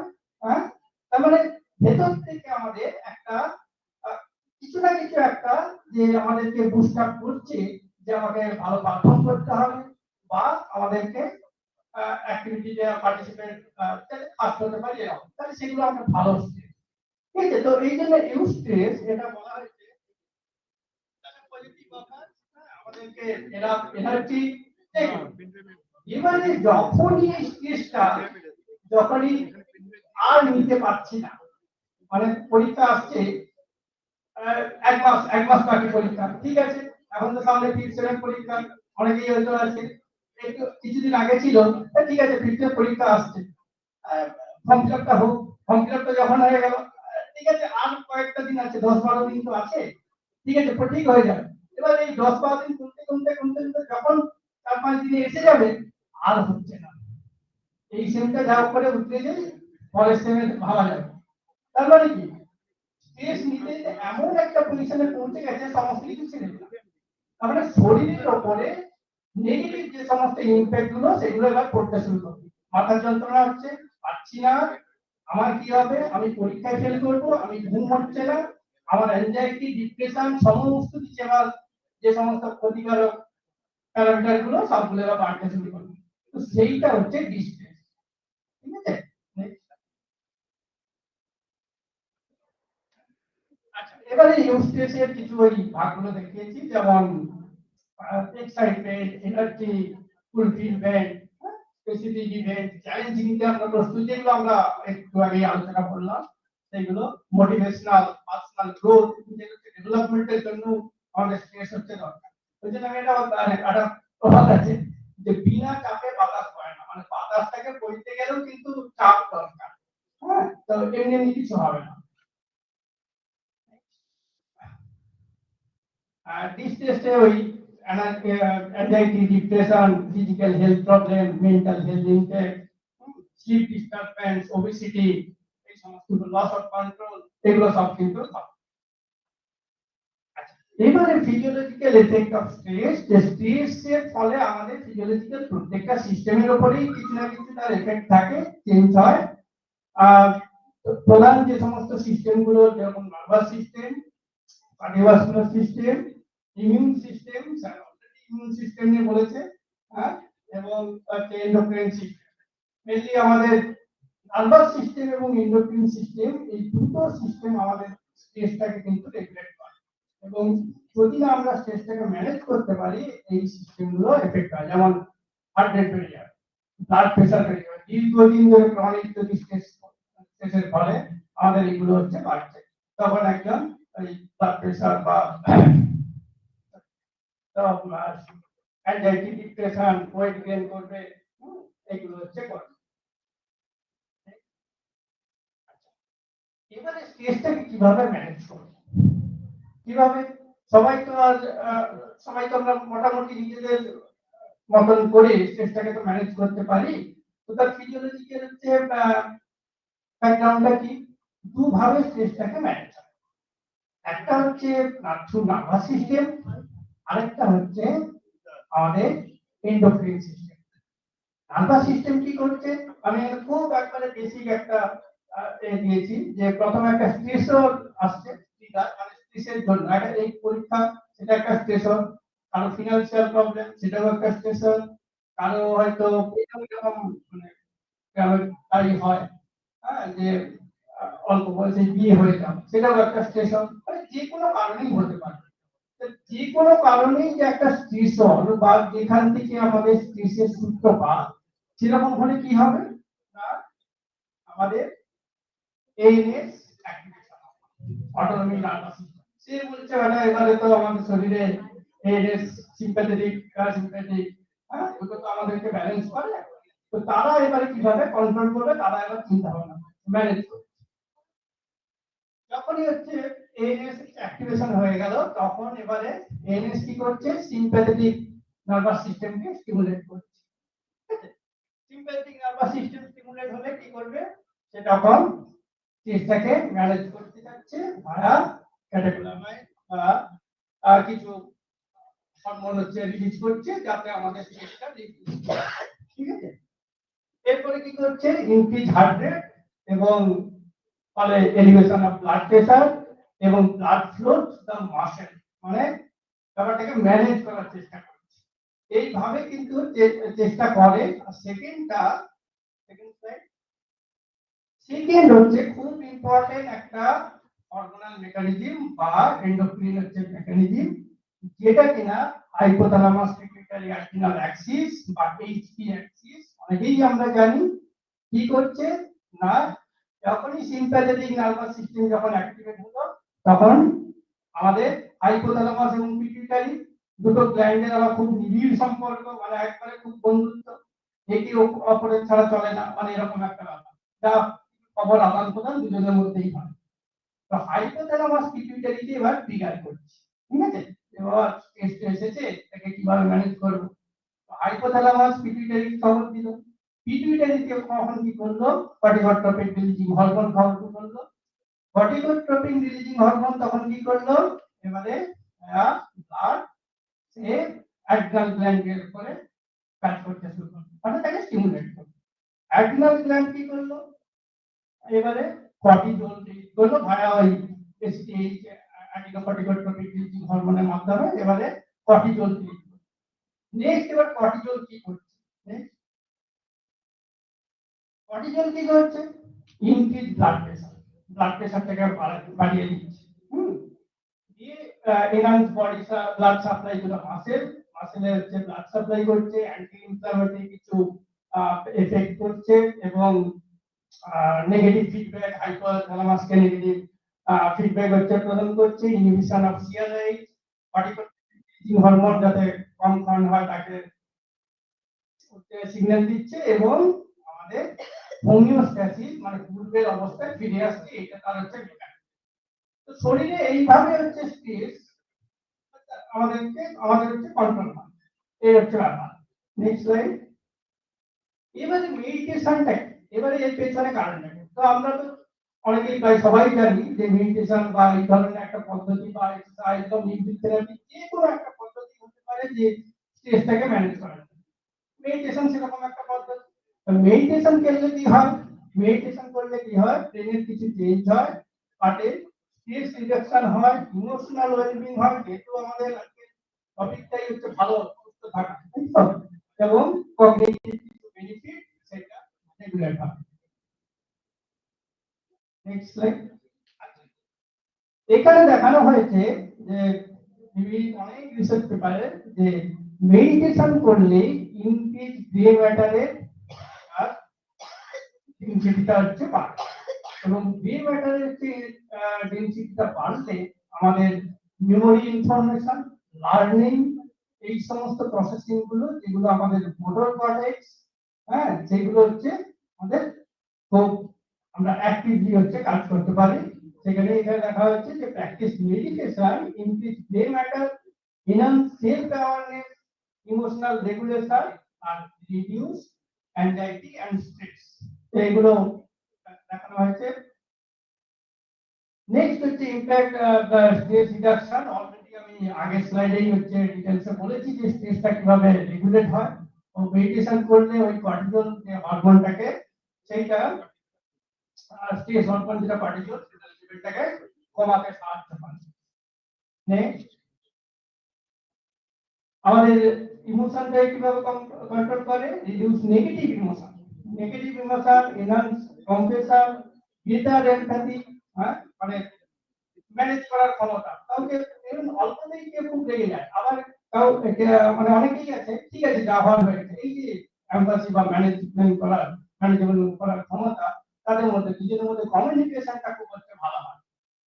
নেক্সট কগনিটিভ হচ্ছে enhancement through meditation, attention, focus, cognitive flexibility, memory and creative thinking, এইগুলো মেডিটেশন করলে কিন্তু ইমপ্রুভ হয়। এবং এটা আমি নিজের লাইফে এটা দেখেছি।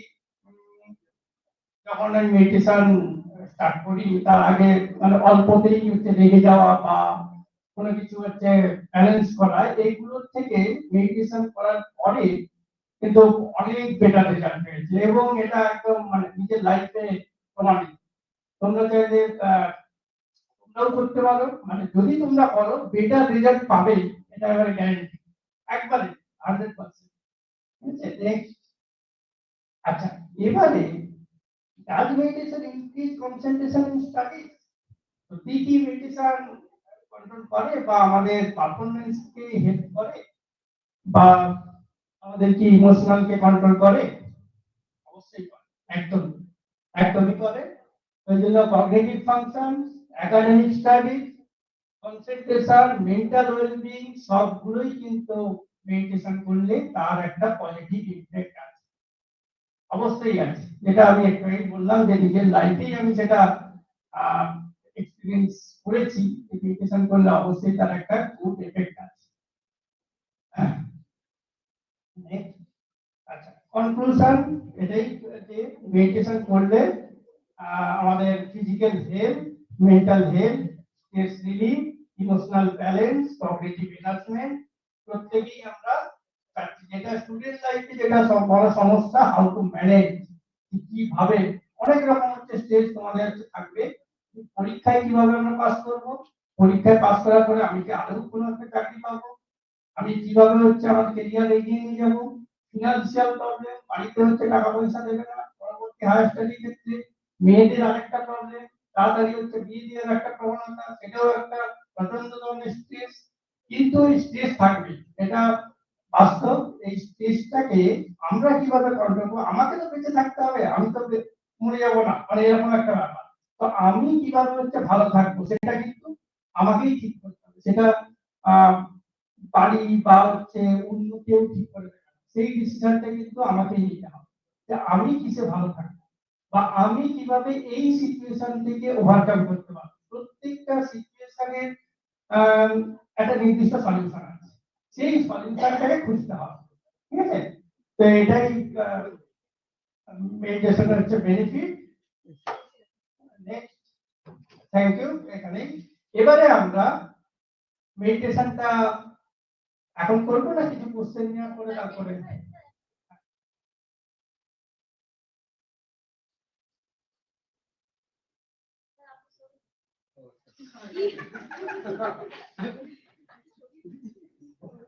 আমার সেশনটা বেসিক্যালি থিওরির দিকে, প্র্যাকটিক্যাল সেশনটা বেশি, কারণ যেহেতু এটা প্র্যাকটিস, তো এটা থিওরি করে অতটা উপলব্ধি করা যাবে না।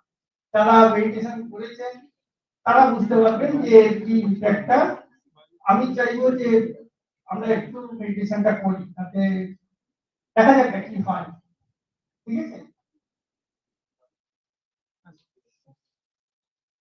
আচ্ছা। তো মেডিটেশনটা করার জন্য প্রথমে কিছু হচ্ছে ভুল ভ্রান্তি, একটু ধারণাগুলোকে ক্লিয়ার করে দেওয়াই ভালো। যে শুধুমাত্র একটা নির্দিষ্ট একটা, যেটা আগে ছিল এখন অতটা হয়ে গেছে, মানে ওভারকাম হয়েছে, একটা নির্দিষ্ট কমিউনিটি তারাই শুধু মেডিটেশন করবে, এরকম একটা ভ্রান্ত ধারণা ছিল।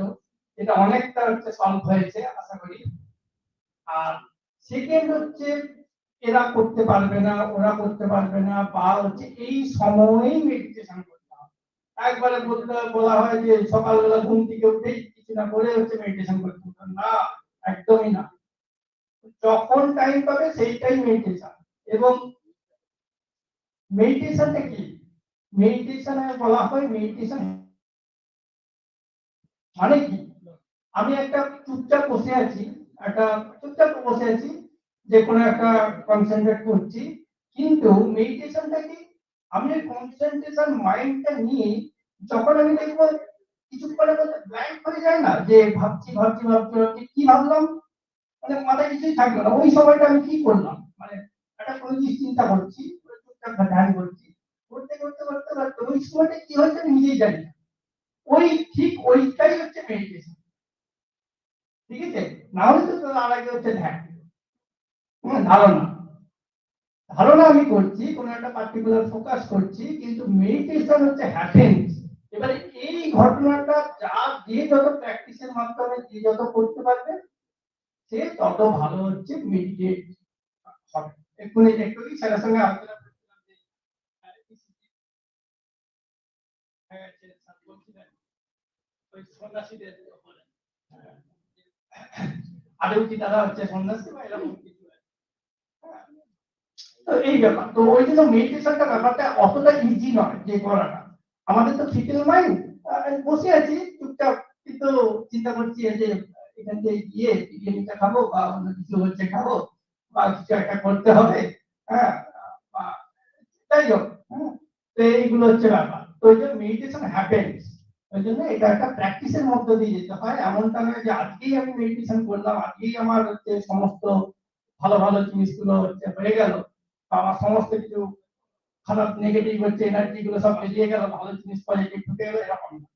প্রত্যেক দিনের অভ্যাসগত হচ্ছে পরিস্থিতি বা পদ্ধতি আমরা করবো তাহলে এবারে আমরা মেডিটেশনটা করি আচ্ছা প্রথমেই বলবো যদি ব্যাগ ট্যাগ গুলো থাকে পাশে একটু বলে ব্যাগ গুলো থাকে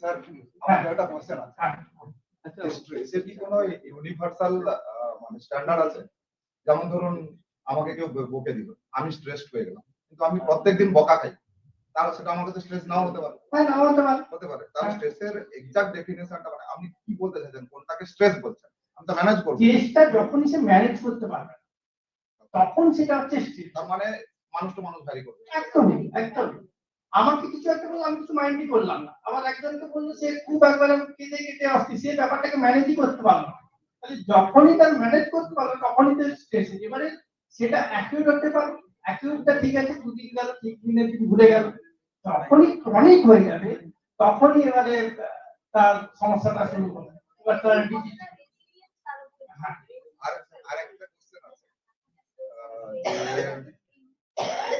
আপনি আপনার বাস্তব লাইফে যে আপনি মেডিটেশনের মাধ্যমে স্ট্রেস ম্যানেজ করতে পারছেন বেটার এটা মনে হয় অবশ্যই একদম একদম এটা তো আপনি দিনে কোনো একটা সময় মেডিটেশন আর আপনি সিচুয়েশনটা তৈরি হচ্ছে কিন্তু পরে একটু এরকম সময় যে আমি একটা বাড়ি মেডিটেশন করার পরেই আমি সিচুয়েশনটা হ্যান্ডেল করতে পারি সেরকম মানে আমি যদি এটা ঠিক করে নিই আমি দেখছিলাম পেপারও দেখলাম তো যদি এটা সত্যি হয় এবং প্রুভেন হয় তাহলে অ্যাট লিস্ট স্কুল কলেজ লেভেলে বা প্রাইমারি লেভেলে কেন স্টুডেন্ট একজন কলেজ আছে এসে প্রথম 45 মিনিট তাকে যদি মেডিটেশন করানো শুরু হয় যদি কারোর গ্রে ম্যাটার বাড়ছে এটা প্রুভেন হয় তাহলে তো আমার মনে হয় এটা college level school level primary level এখন সিলেবাসে ইনক্লুডেড হয়ে গেছে এটা আগে ছিল না আচ্ছা আর একটা হাসি মানে এটা সিরিয়াসলি নেওয়ার না যেমন আমার উদাহরণ হিসেবে বলছিলেন যে লো এজে মানে কম বয়সে ম্যারেজ ইজ স্ট্রেস একদম একদম তো আপনি একটা এজ বলুন বা আপনি এটাকে স্ট্রেস হিসেবে একটা এজ বলুন যে এজে বিয়ে করলে স্ট্রেস নয়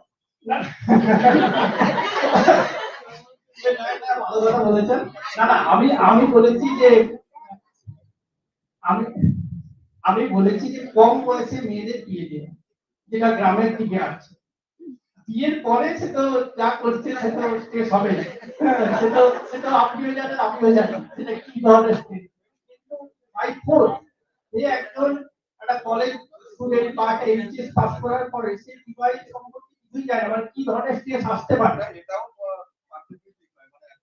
কলেজে পড়েছে বিবাহ সম্পর্কে কিছু জানে না এটা জানে না বলছি না মানে কি ধরনের স্ট্রেস আসতে পারে মানে স্ট্রেস যখন সরকারি ভাবে বলা হচ্ছে বিয়ের বয়স 18 বছর একদম এবং একজন স্টুডেন্ট কলেজে পৌঁছাচ্ছে 18 বছর বয়স এবং না আমার কোশ্চেনটা ছিল যে ফোর্স তার বাবা মা সে চাচ্ছে না কিন্তু তার বাড়ি থেকে হচ্ছে জোর করে দিয়ে এই জায়গাটা আছে আমি বললাম স্যার মেডিটেশন করব মেডিটেশন করলে স্ট্রেসটাকে স্যার ম্যানেজ করব তাতে তো তার বিয়েটা বন্ধ হবে না তার মানে প্রবলেমটা থাকে প্রবলেম কিছু না কিছু স্ট্রেসটা ম্যানেজ করে বিয়ে করবে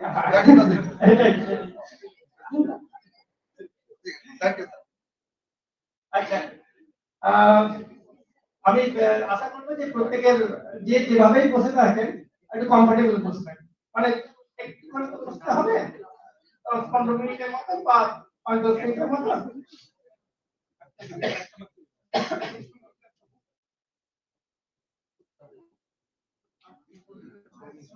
ওকে আচ্ছা আমরা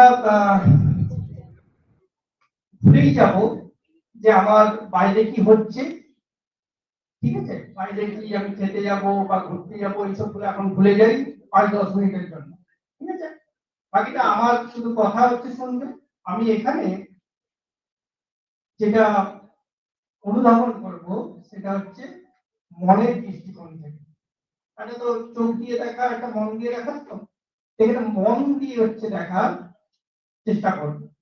সবাই আমরা প্রথমে চোখ বন্ধ করে দিই একদম, এবং রিল্যাক্স, একদম রিল্যাক্স, রিল্যাক্স। ডিপ ইনহেলেশন মানে জোরে জোরে শ্বাস নিন ছাড়ুন, জোরে শ্বাস নিন ছাড়ুন, শ্বাস নিন ছাড়ুন।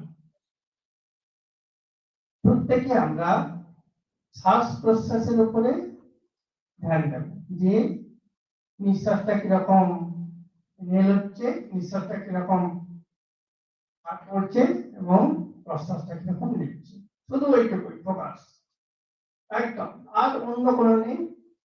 পারলে কাউন্ট করতে পারেন যে কিভাবে শ্বাসটা হচ্ছে, inhale exhale, inhale exhale, inhale exhale. শুধু এইটার উপরেই আমাদের মনটা দিন, অন্য কোনো দিকে নয়। ঠিক, relax, relax, inhale exhale, inhale exhale. ভাবুন যে একটা খুব কমফোর্টেবল পজিশনে আছেন, এই স্ক্রিন আশেপাশে সব নিস্তব্ধ, শুধু আমার ভয়েসটা আর আপনার কান আর আপনার শ্বাস প্রশ্বাস। ইনহেল এক্সেল, রিল্যাক্স, কমফোর্টেবল ভাবে বসুন, কোনো ফোর্সফুল নয়, কোনো স্পাইন একবারে স্টিফ নয়, relax, relax, inhale exhale, inhale exhale. এরপরে আমি যে কমান্ডগুলো দেব সেইগুলো শুধু ফলো করুন। এবারে আমরা মনের চোখ দিয়ে আমাদের বডিটাকে স্ক্যান করব, ঠিক আছে। Inhale exhale, relax. প্রথমে আমরা পায়ের একবারে পাতা থেকে মনের চোখ দিয়ে দেখব যে পায়ের পাতাটা রিল্যাক্স আছে, শুধু এইটুকু রিল্যাক্স। যদি না রিল্যাক্স থাকে তাহলে একটু চেক করে দেখে নিন বা নিজের মতন করে অ্যাডজাস্ট করে নিন। কারণ পরপর স্টেপ করে যাবো আর কিন্তু এই পায়ের ফিরে আসবো না, পুরো বডিটাকে আমাদের রিল্যাক্স।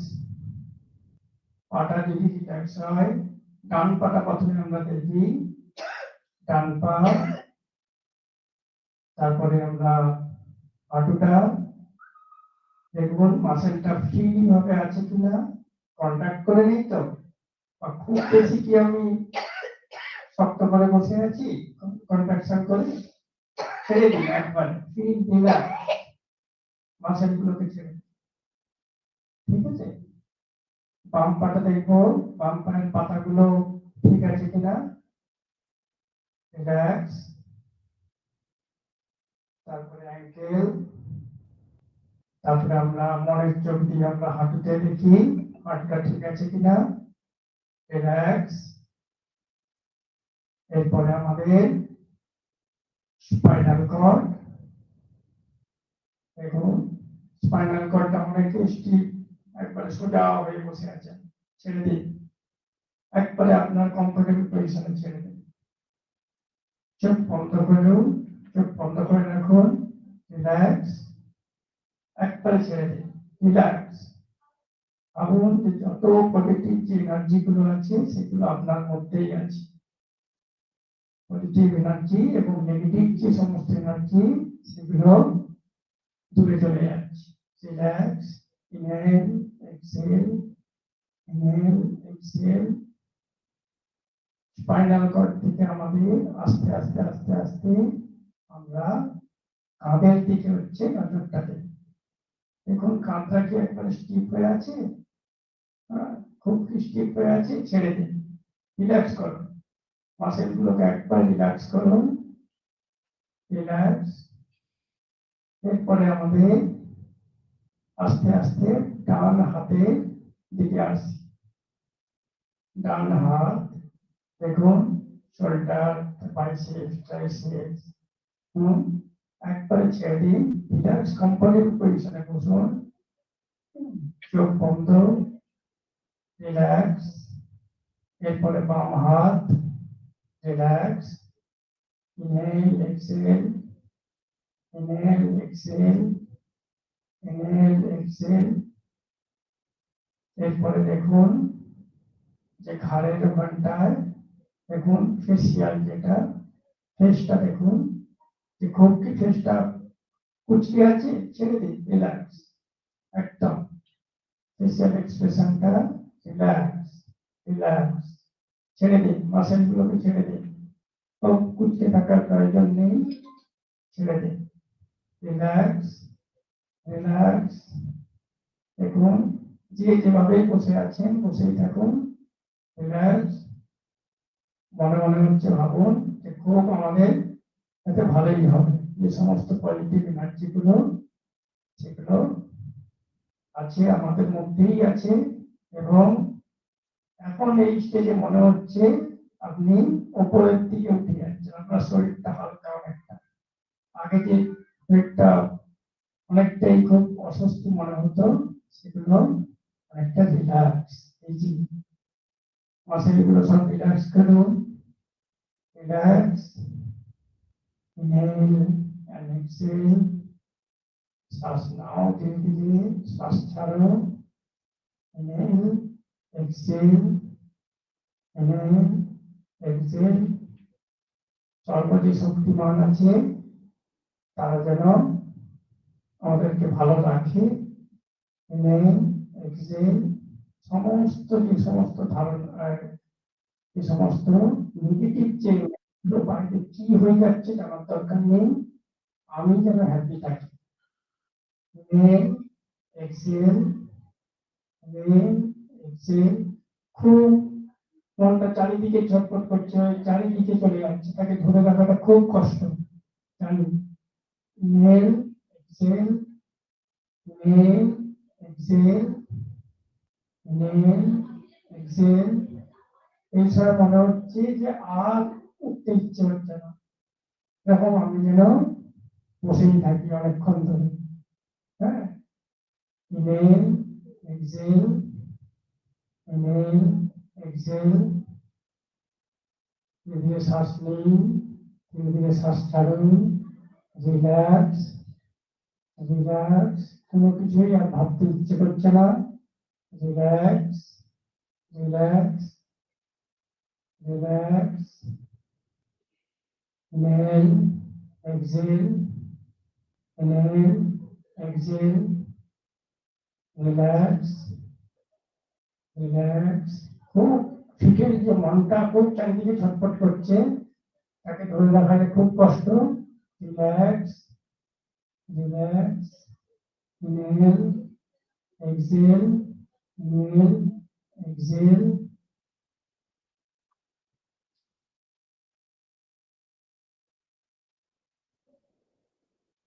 এবারে আমরা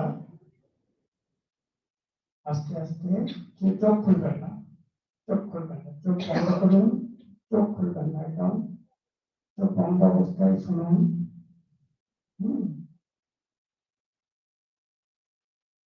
Inhale, exhale, inhale, exhale,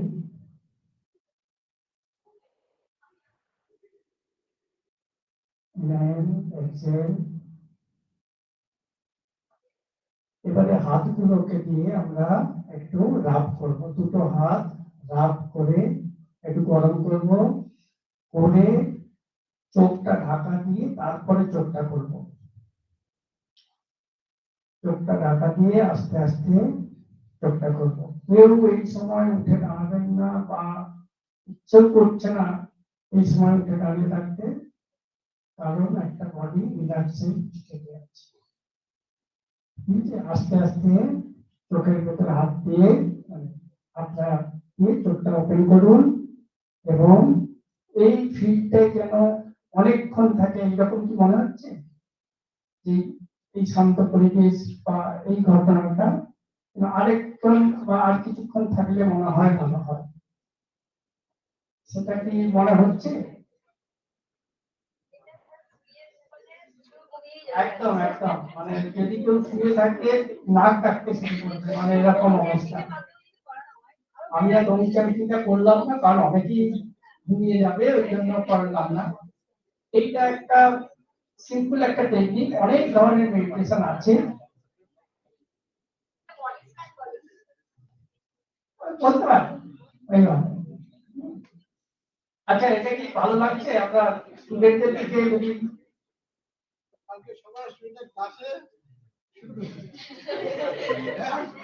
কি ভালো লাগছে? আমি অ্যাসিওর করছি যদি কেউ 1 মাস করতে পারে তার অনেক স্ট্রেস যে ম্যানেজ করার মানে ক্যাপাবিলিটিটা অনেকটাই বেটার হবে, অনেক বেড়ে যাবে, এটা একদম শিওর। ঠিক আছে, থ্যাংক ইউ প্রফেসর।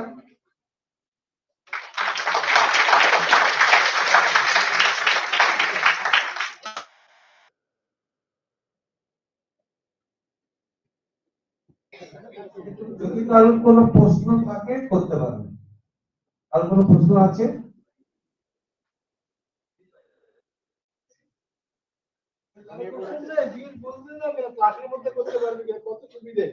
আচ্ছা, তাহলে আর কোনো প্রশ্ন নেই, আমরা নেক্সট সেশনে।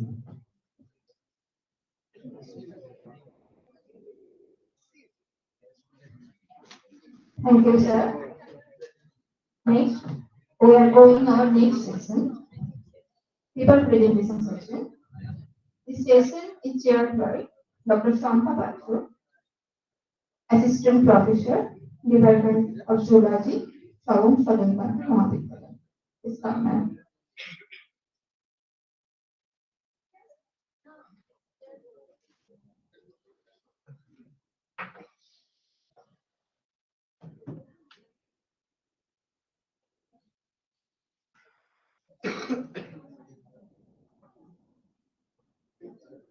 I hand over the charge to Ishita.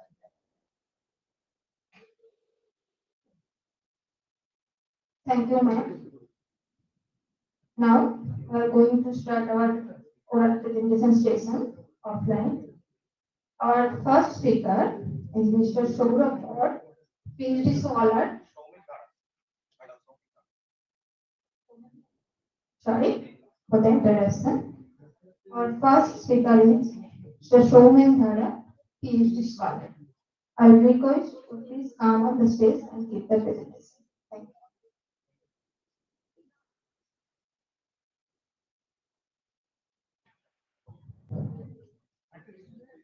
Good morning, everyone. Myself Soumya Dhara, and my topic is isolation, purification, and characterization of toxic compound from cerebral bengalensis and understanding its bioactive protection. Under the supervision of Dr. Sumit Kumar Purai, SSKM College.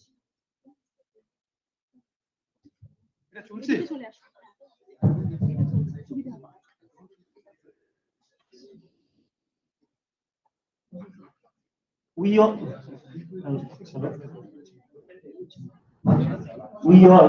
heard a little about Nimatia. Now, Nimatia is also called as ribbon worm, or they are bilaterally symmetrical, unsegmented, triploblastic, soft-bodied animal with an irreversible proboscis. And they are primarily marine, free-living, benthic animal. And this phylum consists several kind of toxin present in their body, like proboscis epithelium, epidermis, and body covering mucus. This picture represents how Nimatia use toxin for predation purpose as well as for protection purpose. Upper figure denotes that the predatory Hoplonimatian, they possesses one kind of stinging apparatus called stylet, and by using this stylet, they inject toxin into the prey body to paralyze them. On the other hand, non-Hoplonimatian species, they don't have any kind of stinging apparatus called stylet. They use their proboscis to capture the prey, and the toxin present in their body tissue kill the prey. So many toxins are isolated till now, among them pyridine alkaloid, tetrodotoxin, peptide toxin, important. But among them, anabasine plays an important role. Nowadays, it is used as potent drug against Alzheimer's disease. Globally, 1,350 nematodian species are described, but from India, only 9 species are reported. So there is a great chance to discover them and identify or isolate new type of toxins of great medicinal value. That's why I choose this type of topic. And my study site is Talsari, Odisha. The sampling was carried out during low tide. And my target species is Cerebratulus bengalensis spin-off. And for the extraction of bioactive compound, at first the sample is homogenized by a homogenizer, then it dissolved into the ethanol, so that the toxin that is dissolved in ethanol, they came out into ethanol. Then we filter it, and rotavapor is used to remove the excess ethanol. And then final column chromatography is used to isolate the pure compound. And this is the isolated compound from the nematian body. For the determination of the structure of the isolated compound, proton NMR, C13 NMR, depth NMR, mass spectroscopy, IR spectroscopy, as well as elemental analysis is carried out. This TLC plate represents that our isolated toxin contains only a single compound. And the LCMS result suggests the molecular weight of the isolated compound is 467.168 atomic mass unit. And the dragon drop test shows negative result. This suggests that no alkaloid compound present in our sample.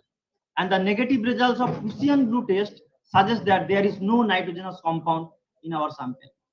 And we also performed proton NMR, C13 NMR, depth NMR, and FTIR. All the results suggest that our compound may be a phthalate in nature. For the better structure evaluation, we performed X-ray crystallography, but this graph does not represent a clear picture. That's why we now focus on the X-ray crystallography to make crystal in near future. We also performed the bioactivity of the compound. That's why we apply these toxins on various cell lines like MCF7, PC3, A549, MDA, MB231, NKE. Here, NKE is act as a normal cell line. It is normal human kidney epithelial cell, and here MCF7 and MDA, MB231 is a breast cancer cell. PC3 is for prostate cancer cell, and A549 is lung cancer cell. When we apply this toxin on different cell line, the result shows that at a concentration more than 300 microgram per ml, the viability of the cancer cell line decreases rapidly rather than normal cell line. And this is the picture of DAPI staining under confocal microscope. Here you can see in the control there are lot number of cancer cell cluster in a particular area, but when we increase the concentration of the compound, then the cancer cell decreases rapidly. And to know the effect of the isolated compound on cancer cell, we performed annexin FITC propydium iodide staining. And here you can here x-axis represents the early apoptosis and y-axis represents the late apoptosis. In the control, we can see that lot number of viable cells with minimal apoptosis. But when we increase the concentration of the compound, the number of apoptosis cell as well as the necrotic cell increases. That's why this result suggests that our isolated compound induces apoptosis in a dose-dependent manner. And how our compound works, for that purpose, we perform flow cytometry of the compound on FCF7 cancer cell line. And the result clearly depicts that at a concentration 120 microgram per ml, the MCF7 cell line is greatly arrested at G2M page, G2M checkpoint.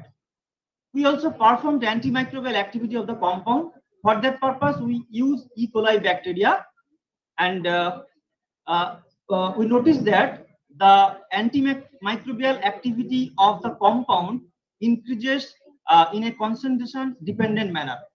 And here the MIC value is 1.3 mg per ml. We also perform Dix diffusion assay, and here the zone of inhibition zone is 6.4 plus minus 0.2 millimeter. Now for the conclusion, new bioactive compound can be isolated from new type of Nematia, and bioassay of this compound may represent anti-tumor, antimicrobial, and cytolytic activities.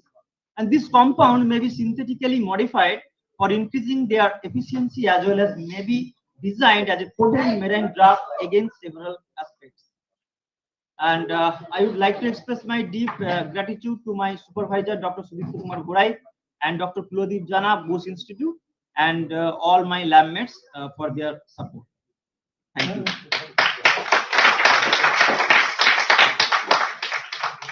Thank you, Mr. Shovan Dhara.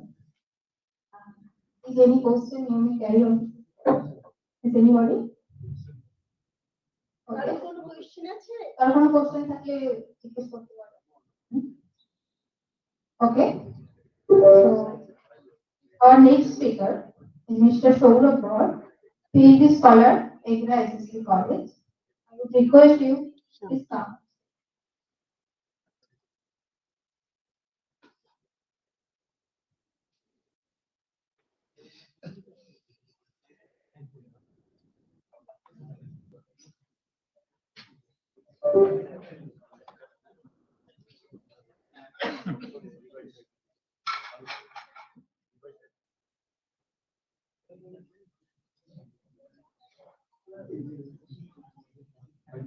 Good afternoon.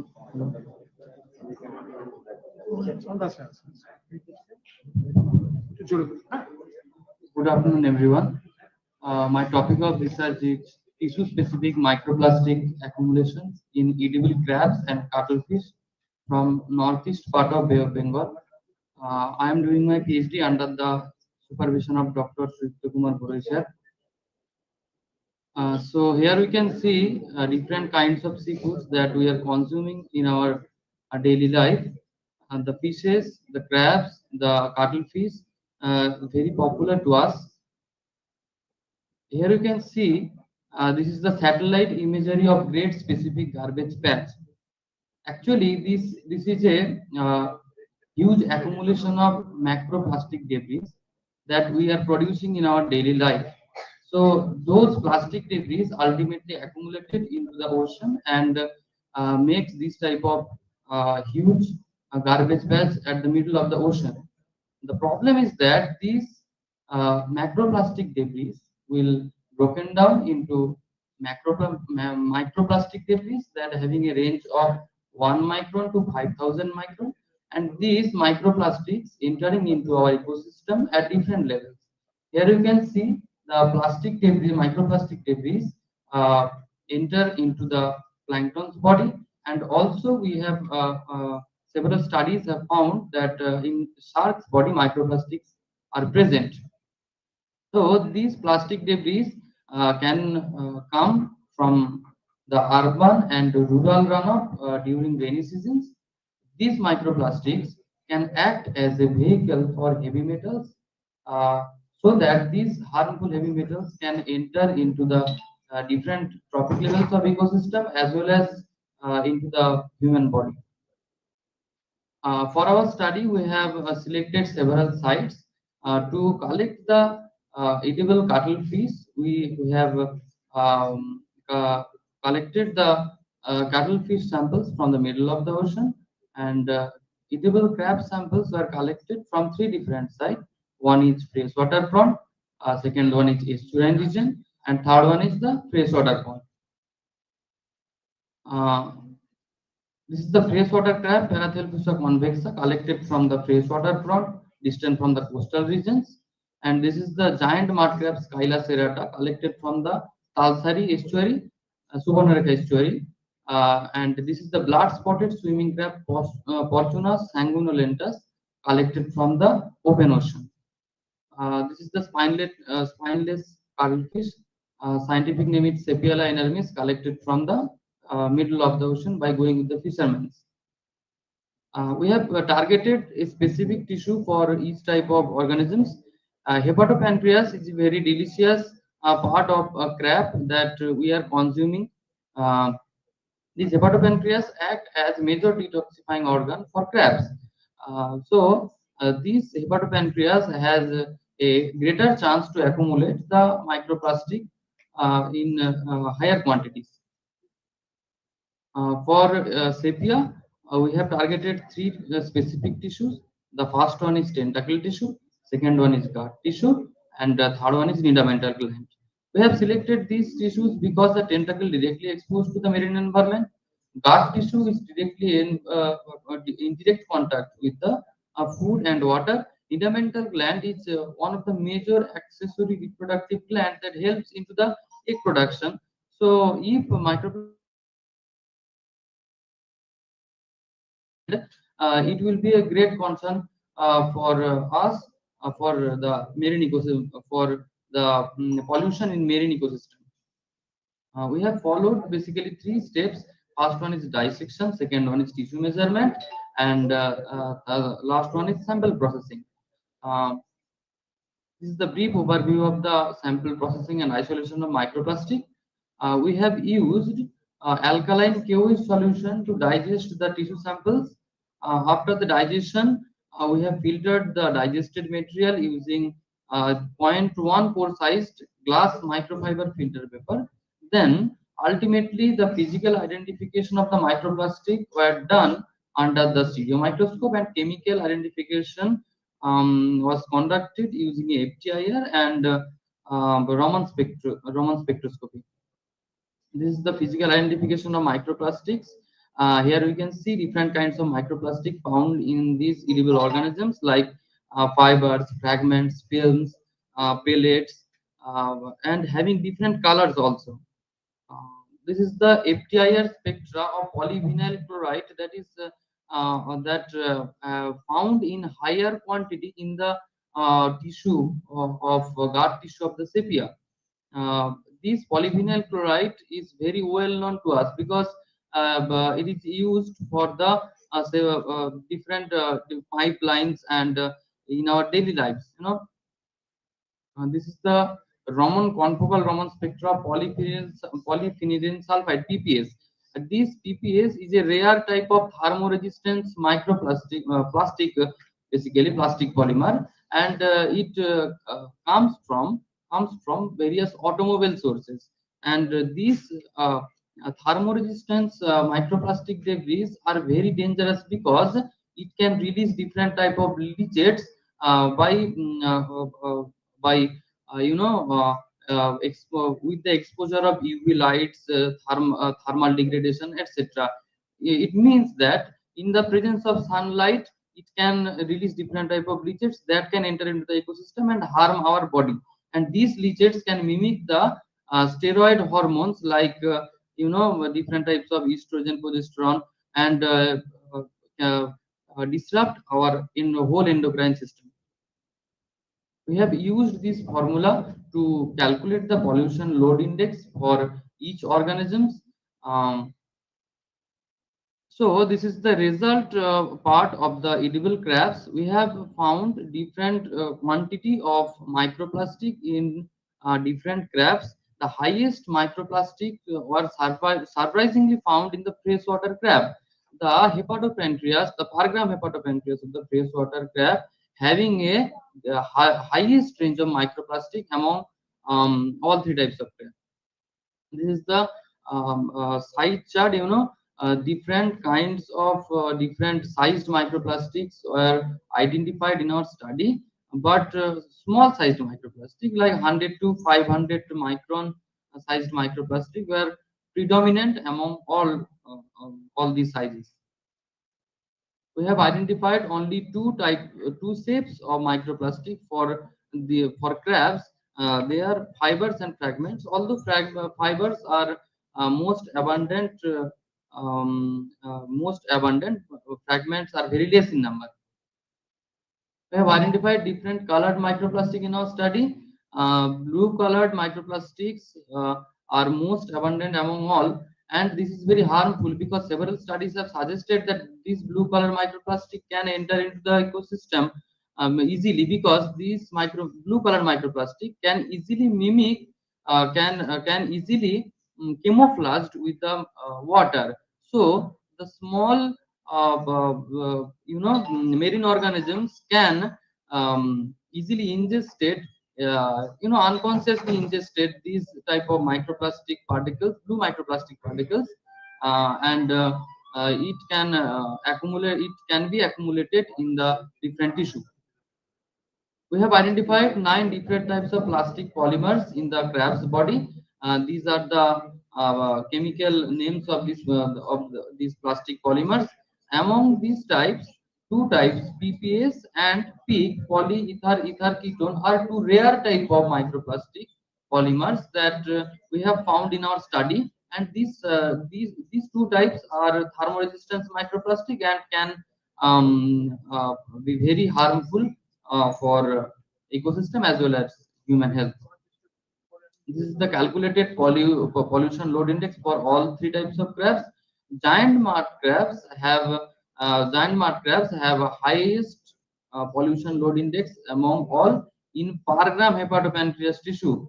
Although the pollution load index for these three types of crabs are greater than 1, which is showing the alarming level of microplastic pollution for all three types of crabs. For sepia, the abundance of microplastic was highest for gut tissue.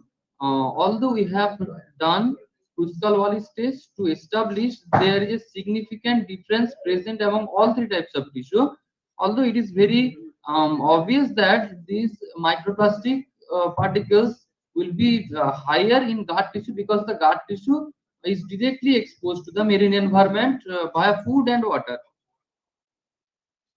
This is the side chart, and here we can see a different result, because 100 to 500 and 500 to 1000 micron sized microplastics are abundant than other size ranges. This is showing the small sized microplastics having a tendency to enter into the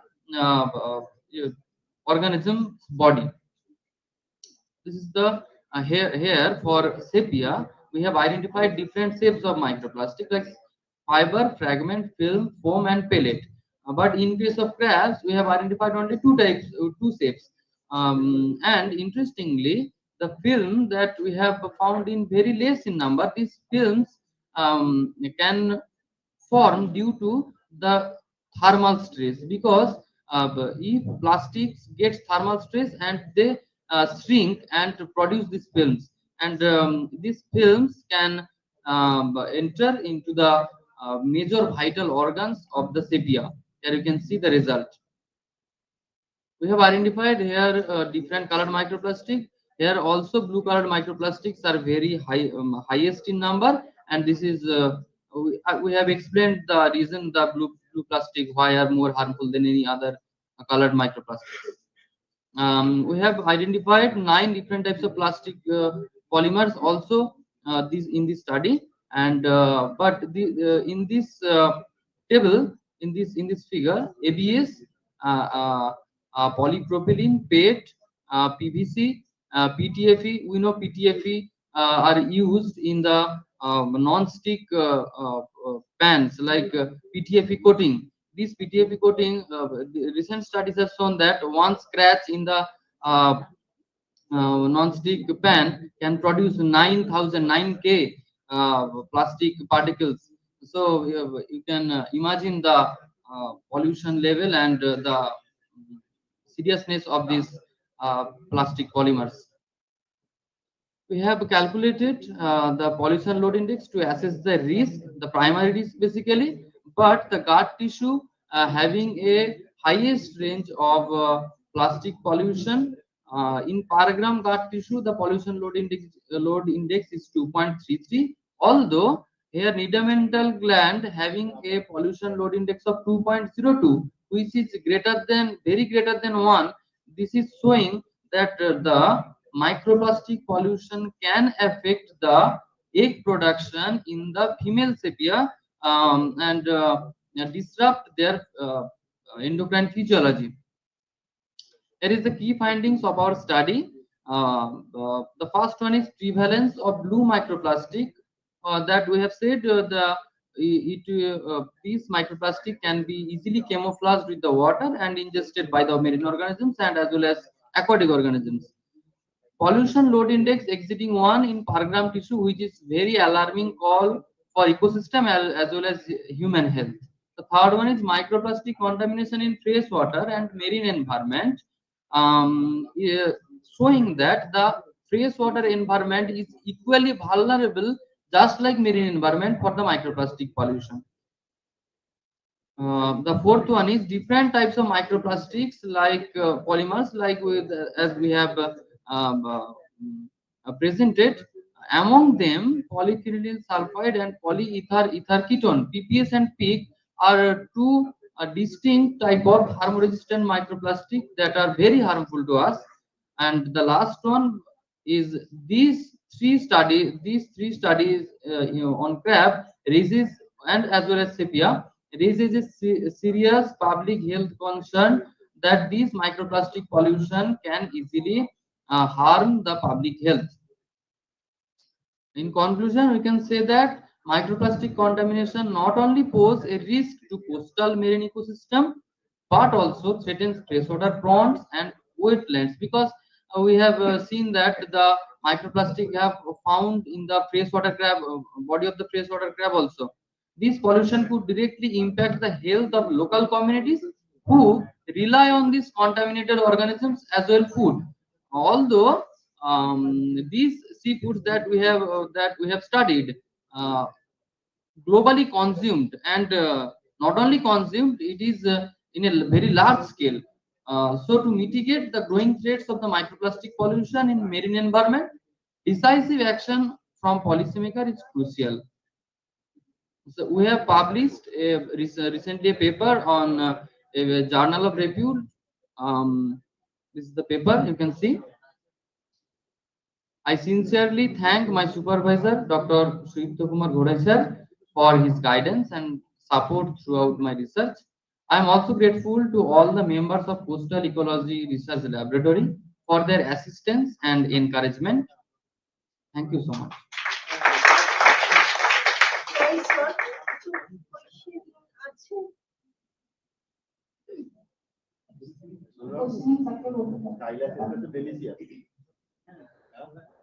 Okay, thank you.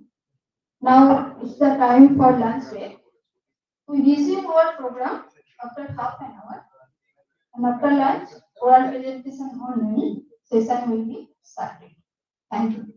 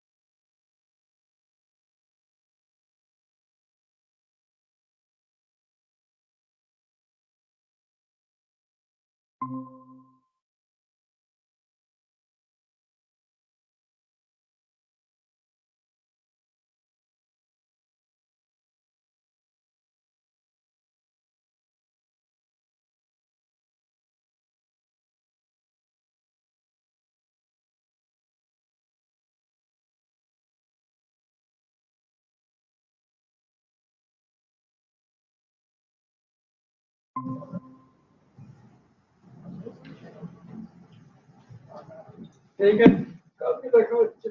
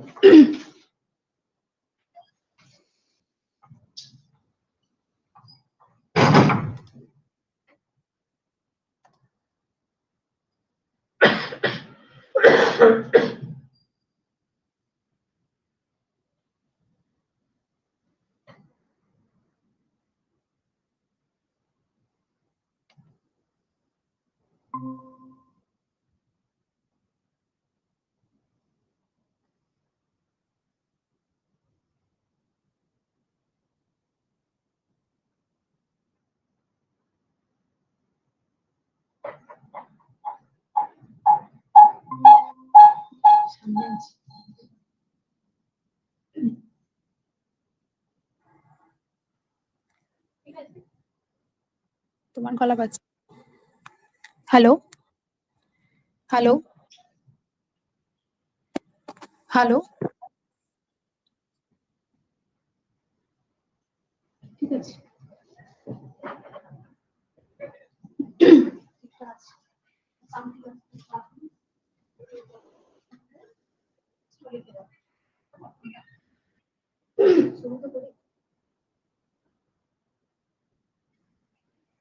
একটু পরে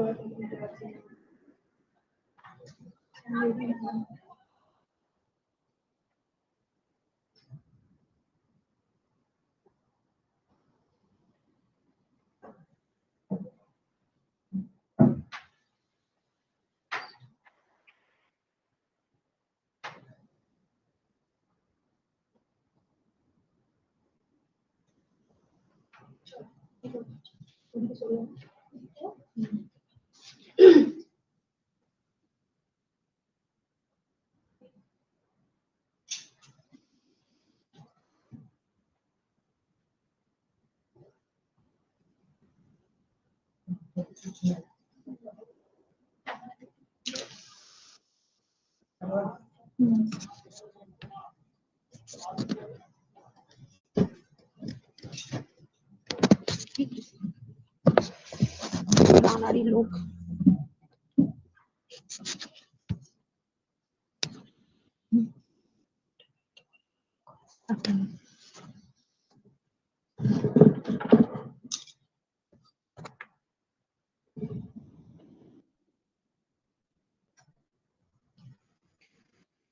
someone wants to join. Join also.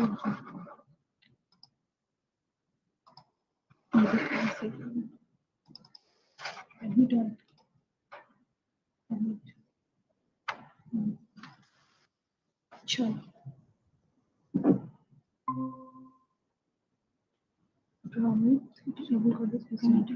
ক্যামেরাটা ঘুরাবে দিকে সামনে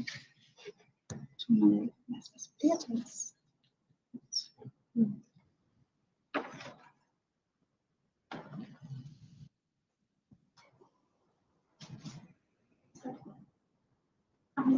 check করলাম hello, hello, ঠিক আছে। Hello, না ফোন আসছে না, হ্যালো, হ্যালো, আছে তো, ঠিক আছে, চলো।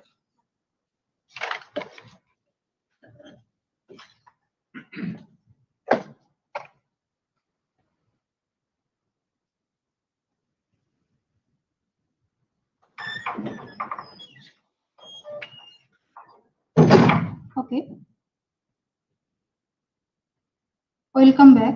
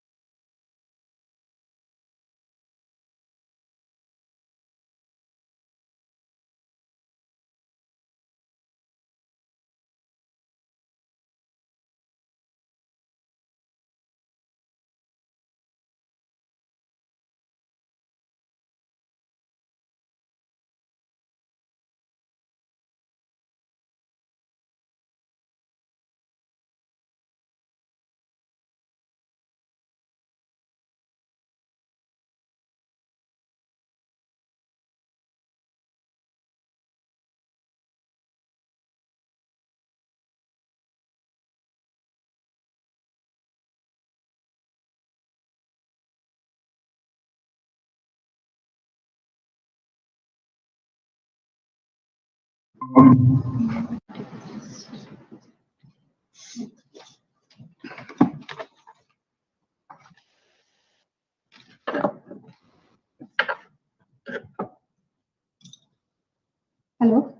hello. Okay, welcome back. We are going to start after lunch our paper presentation session. Now, our first speaker, Kaushali Bagh, PhD scholar, Amity University, Kolkata. Ma'am, can you hear me?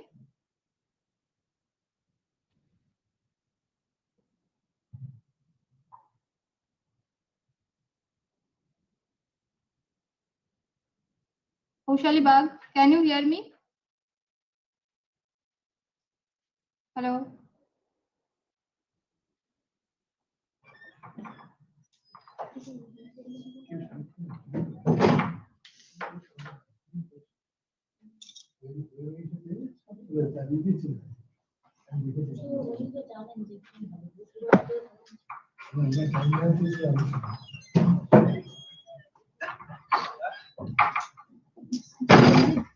একটু wait করো phone number আছে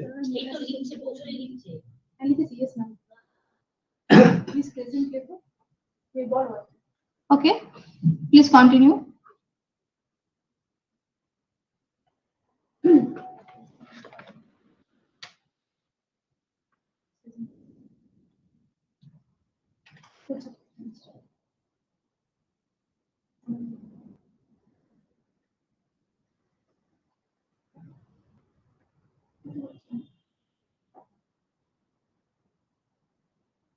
কৌশল তো এখানে নেই, জয়েনই করেনি।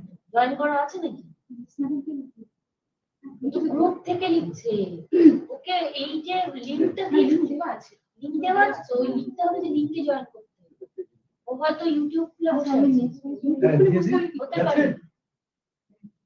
হ্যাঁ, link নেই তো। লিংক তো দেওয়া আছে। লিংক আমাদের লিখে দেওয়া আছে। হ্যাঁ, লিংক দেওয়া আছে। ও জয়েন করেনি বুঝে। করেছে এখন জয়েন করতে হইতো। এই এতক্ষণে জয়েন করেছে।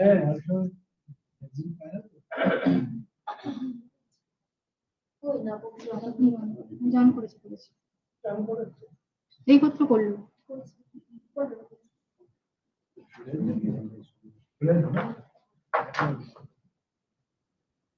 জয়েন করেনি করেছে 5 জনই আছে। অ্যাডমিট হলো কৌশলী বাকি? হ্যাঁ কৌশলী বাগ।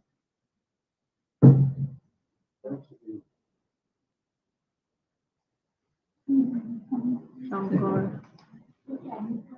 এই যে কৌশলী বাগ।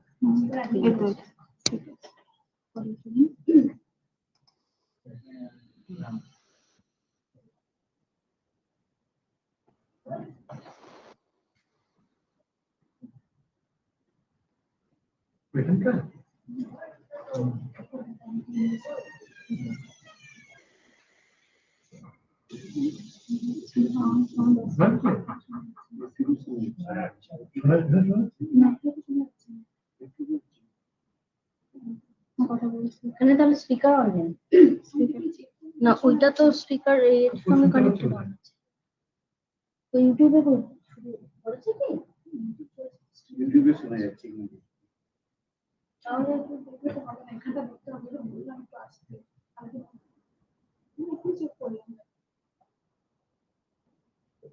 ওটা অন আছে তো না ওনাদের সাউন্ডটা দেখতে পাচ্ছি না, আমার সাউন্ডটা শোনা যাচ্ছে। হ্যাঁ ইউটিউবে শোনা যাচ্ছে।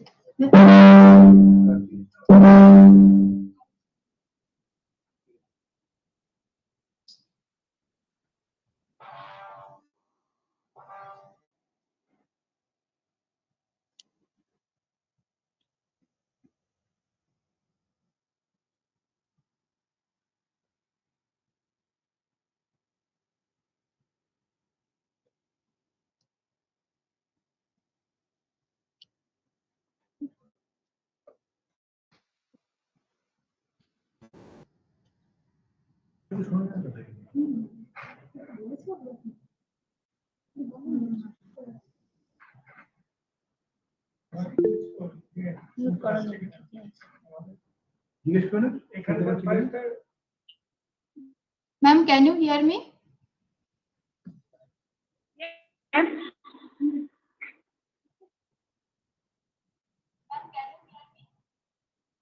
Hello.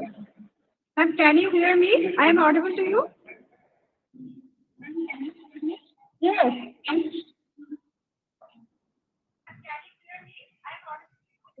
Hello. Yeah.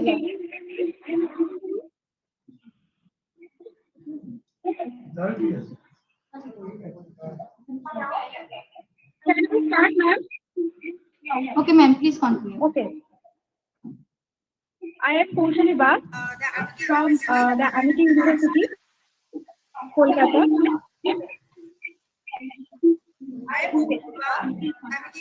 I am Poshani Bag from Amity University, Kolkata, in the Department of Archaeology under the supervision of Dr. Anusha Maiti.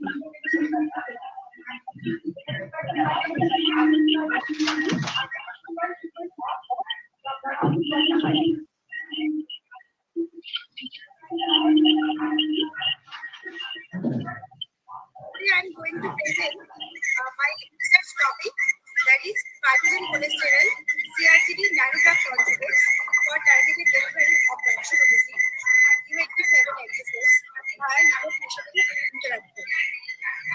So, for today, I will first discuss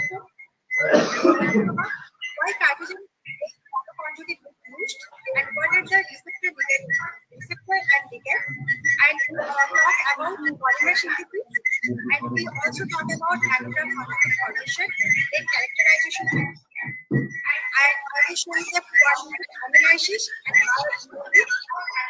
After that, I will share my advice.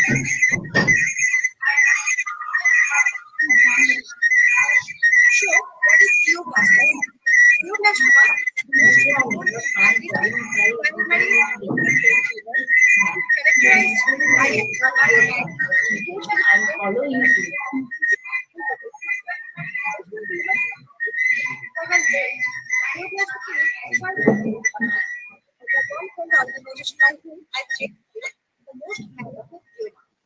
for our experiment, we used 87 emissions and gathered great example of glioblastoma. This shows overexpression of alpha b beta 3 and alpha b beta 5 integrin receptor. So, what are the motivation that we use carbogen-based nanoconjugate for targeted drug delivery system? First one, it is simple. It is one step and easily chemically approach. And our drug delivery system will be multifaceted for wide varieties of drug and to be applicable for wide area of researchers and does not require any direct chemistry knowledge. And why we use carbogen?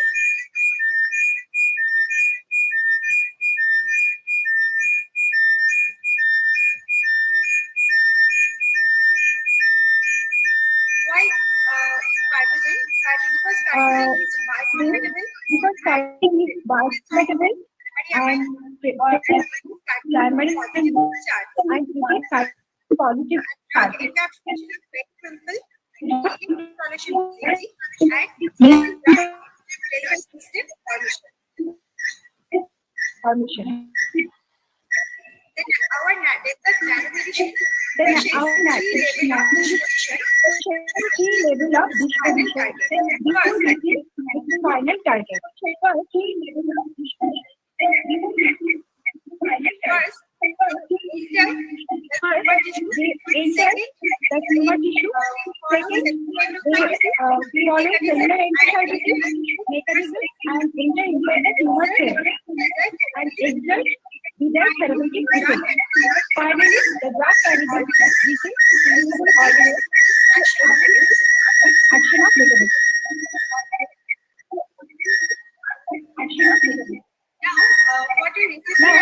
what are receptors and ligands? Receptors are transcription heterodynamic addition phases that play an essential role in integrating the extracellular to the intracellular environment. Am I audible? Am I audible?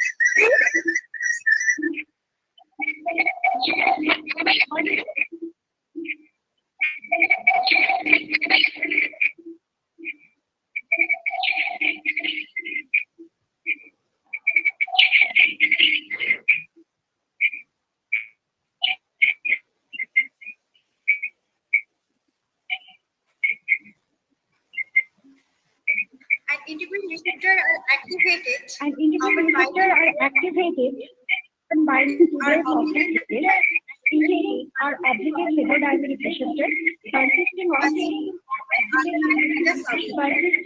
an alpha and beta subunit. Inside out signaling the activation of the cytoplasmic layer to induce the conformational changes in the extracellular domain from transcription and integrin from basic to an active state.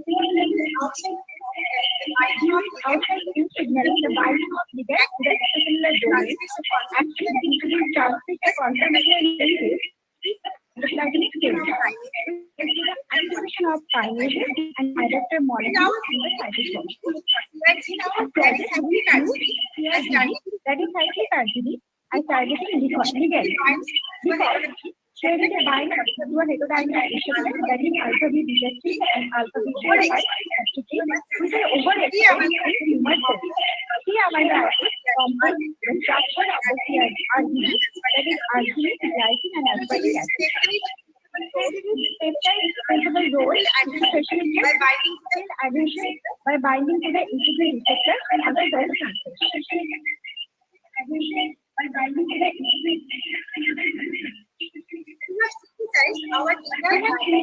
our DDR polymer and the designed in many cases. I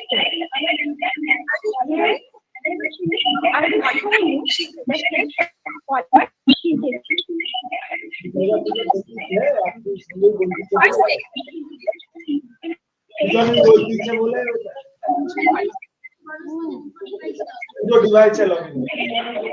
in first step, we add hydrogen monosaccharide. The first product, hydrogen. And the first product, hydrogen. Madam, after second step, and in second step, take a liquid hexadeciding and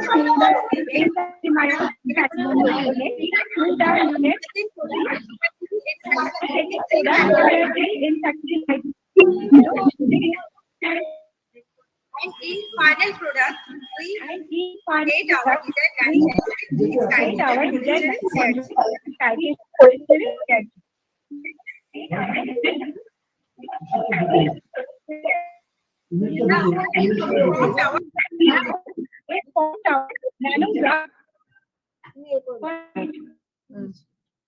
after the formation hydrogen polyester we put doxorubicin, that is the antibiotic drug, and the nanodrug conjugate is formed.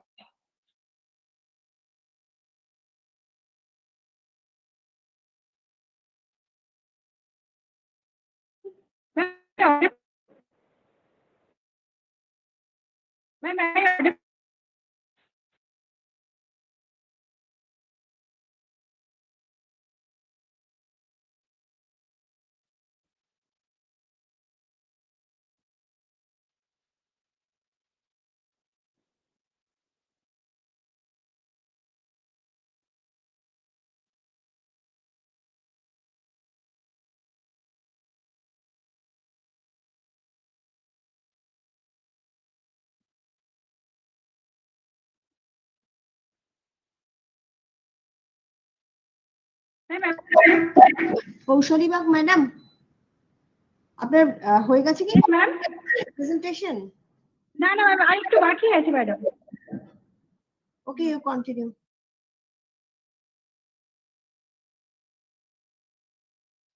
So this is one pot reaction. Our developed nanodrug conjugate is one pot reaction, and its hydrophilic part contains hydrogen oligosaccharide and hydrophobic part have polycyl chloroformate. And installation of ligand on the surface of nanoconjugate induce ligand receptor reaction for beta cellular uptake of anti-cancer drug doxorubicin.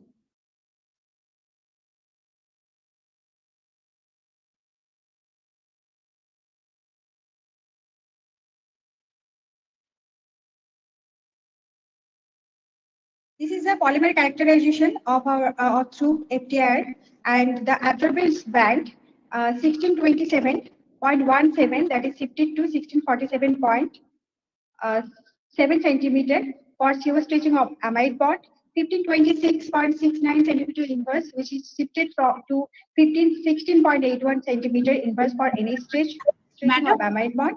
And Madam, your PowerPoint presentation is not visible. Actually আমি add করতে পারছি না, kindly একটু বলে দেবেন কিভাবে add করব? আচ্ছা ঠিক আছে, বলুন, হ্যাঁ অসুবিধা নেই।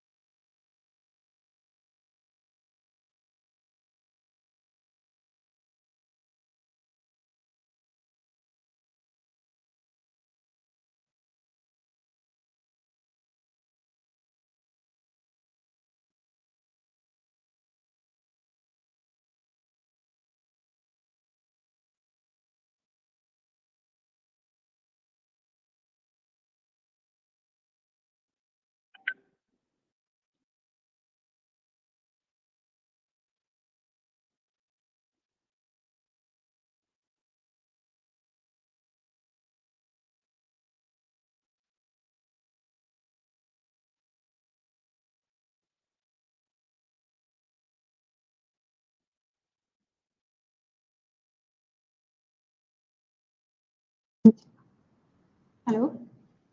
Hello. Ma'am, can you hear me? Yes, ma'am. Is your presentation Hello. is going on? Hello, ma'am. Is your presentation is going on? Yes, ma'am. I cannot hear, so that I'm questioning. Okay. Ma'am actually আমি পিপিটা add করতে পারছি না, কিভাবে একটু করে দেবেন, একটু kindly বলে দেবেন? Okay, okay, may continue.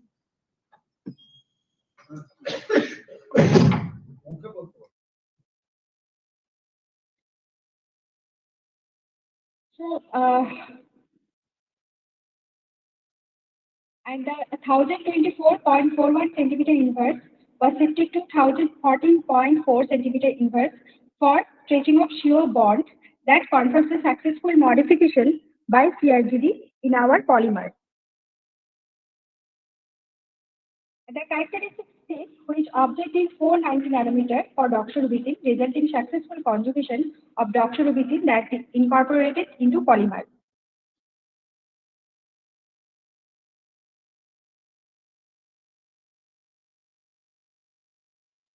And the average size of our nanodrug conjugate is around 30 nanometer, which was determined by dynamic light scattering experiment. And we also study the doxorubicin release was studied in different pH for pH 5.5, 6.5, and 7.4 at different time interval for 2 hours, 6 hours, 16, 24, 36, 48, and 72 hours. And the percentage of drug release in targeted nanoconjugate is for 59 and 39% for pH 5.5 and 6.5, and for null nanoconjugate it is around 47 and 28 for pH 5.5 and 6.5 respectively, exhibiting sustainable drug release, which could be a hallmark of good therapeutic agent. We have seen that for targeted nanoconjugate, percentage of cellular uptake is in 2 hours is around 41, and whereas for null nanoconjugate it is around 19. In 6 hours for targeted nanoconjugate, percentage of cellular uptake is around 60, and for null nanoconjugate it is around 38. So it shows significant difference of targeted nanoconjugate compared to null nanoconjugate in its time point.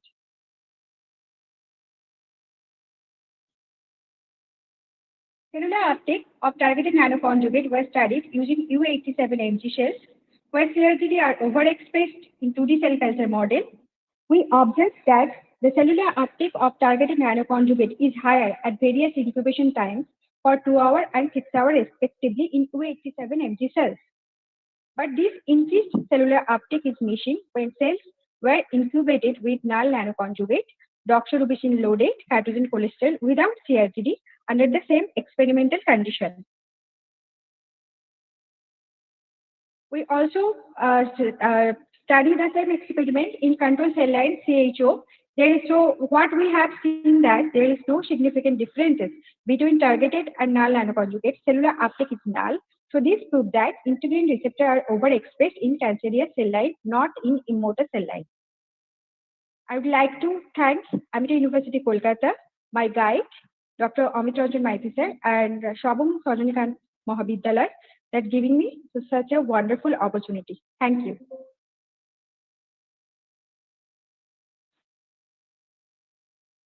Hello. Hello. Okay. Thank you, madam. Thank you. Thank you, madam, for a beautiful presentation. Thank you, madam. Our students. Thank you. So, our next speaker, Dr. Venkateswar Rao, Assistant Professor, Government Degree College, Yalantu, Telangana State, India. Sir, can you hear me? Yes, madam. Yes, madam. Okay. Am I audible? You may continue. Hello, hello, madam. Am I audible? Yes, yes. Yes, sir. Yes, sir. You may continue. Yes, sir. Thank you. Can you please play my PPT? I can. My PPT is there in the WhatsApp group, sir. Could you please open it?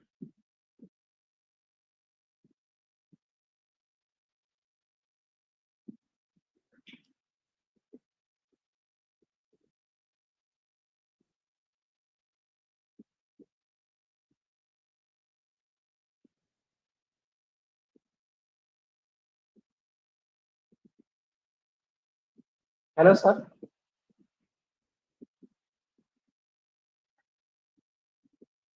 Hello, sir.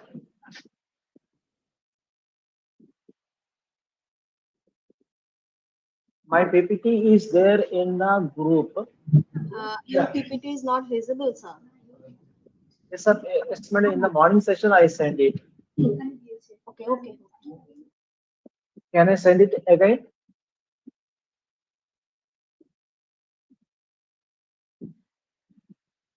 And my name is Dr. If you don't mind, can I share the PPT of Professor Rao? Yes, sir. Yes, sir. Could you please share it, sir? May I request to the organizer if they permit me to allow the Yes, sir. Yes, sir. Yes, sir. Yes, sir. Please, thank you. Thank you very much, sir. Share his PPT, okay? Yes, sir. Yes, sir. Thank you. Thank you very much, sir.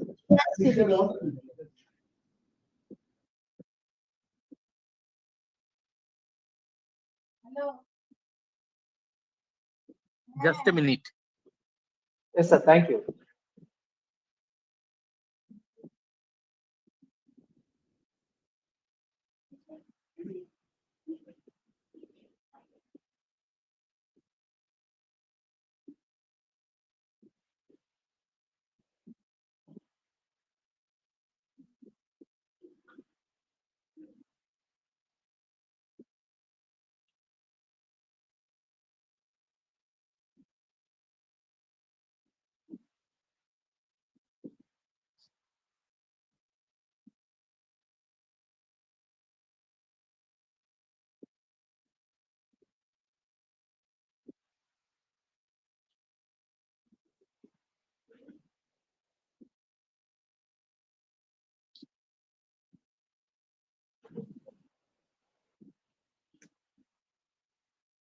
Is the screen visible? No, sir. It's not visible. My PPT is not opening. No, the screen is not visible yet.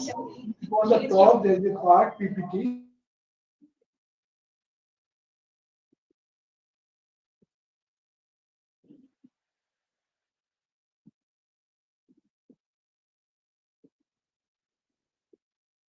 Yes, sir. Yes, sir. That is my PPT. Could Yes, you please now- enlarge it?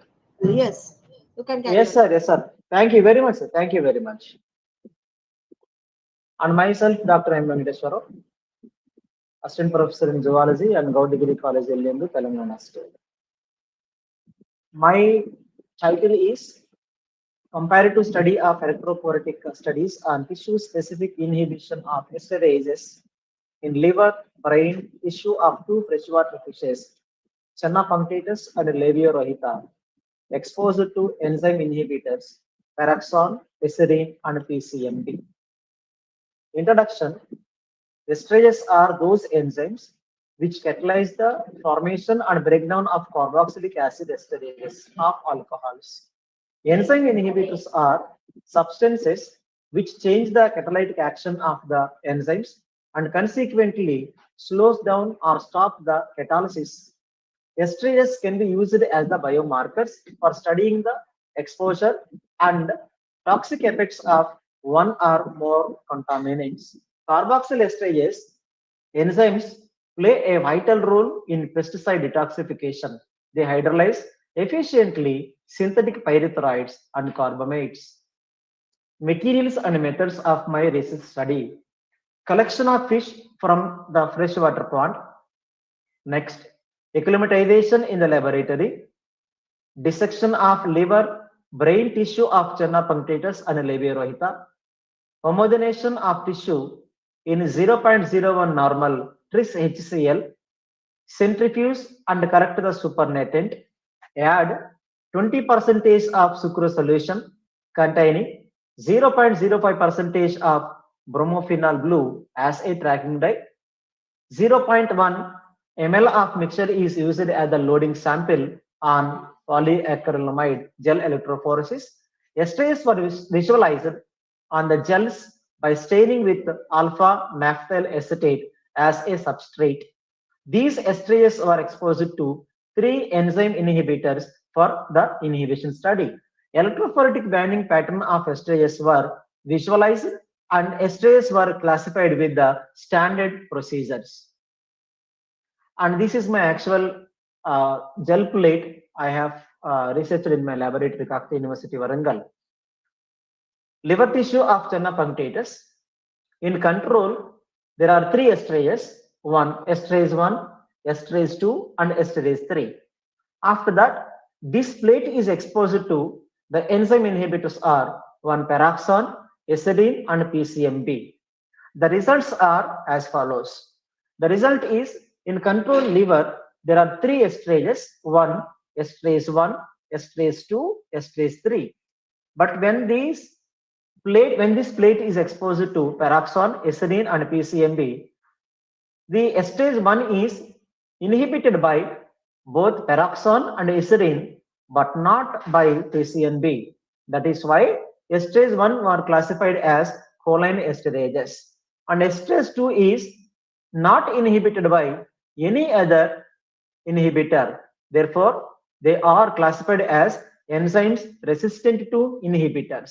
But whereas esterase 3 is inhibited by all the 3 enzyme inhibitors, Paraxon, Eserine, and PCMB. That is why they are classified as enzymes are affected by the inhibitors ESDP.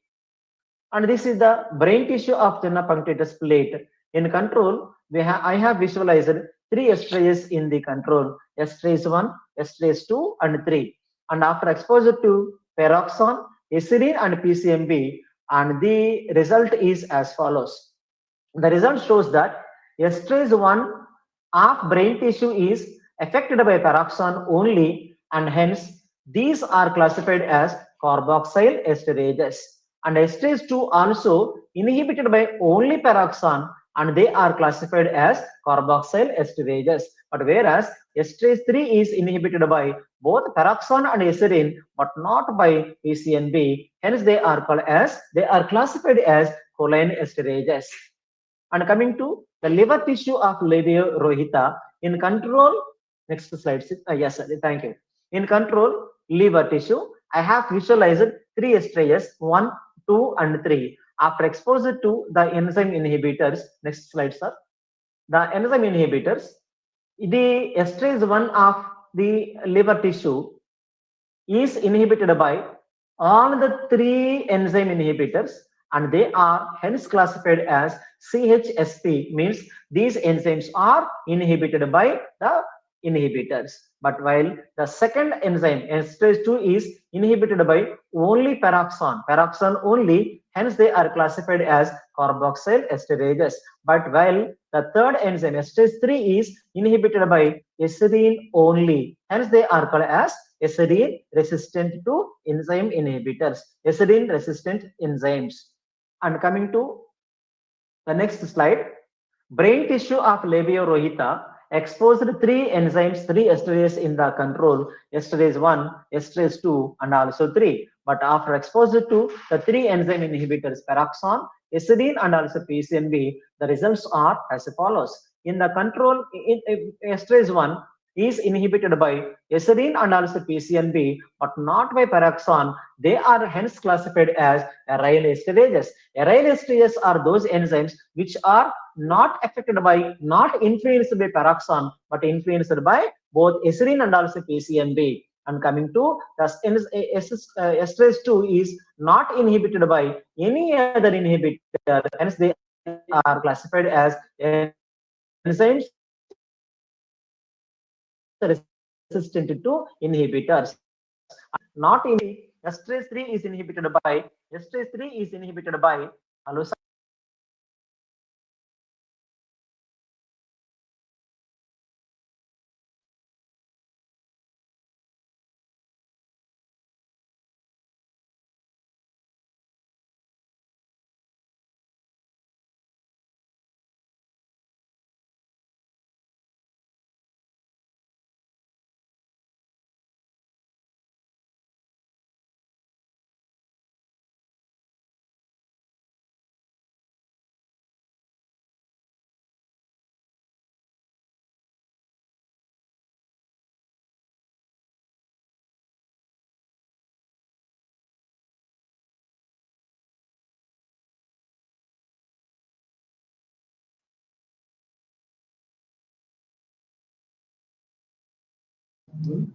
Dr. Rao, your voice is not visible, audible.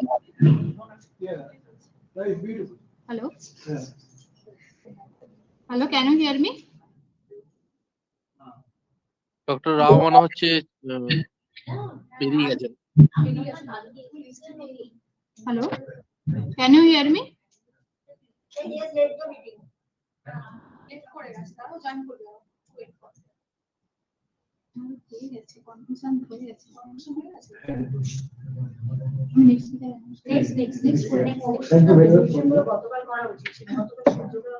Okay, thank you, Dr. Venkateswar Rao, for your beautiful presentation.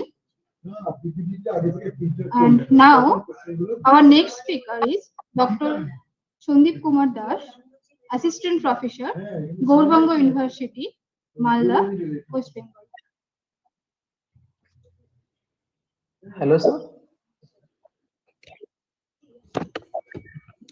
Yes, sir. You may carry on. Can I carry on now? Hello. So conclusion is, can I conclude, man?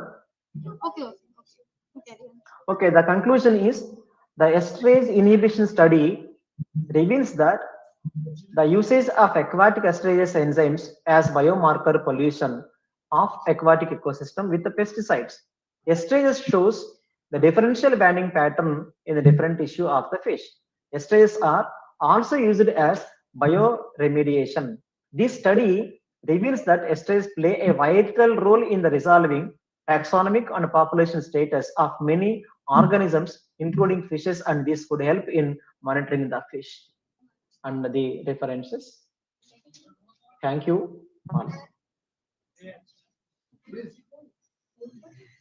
Thank you, sir.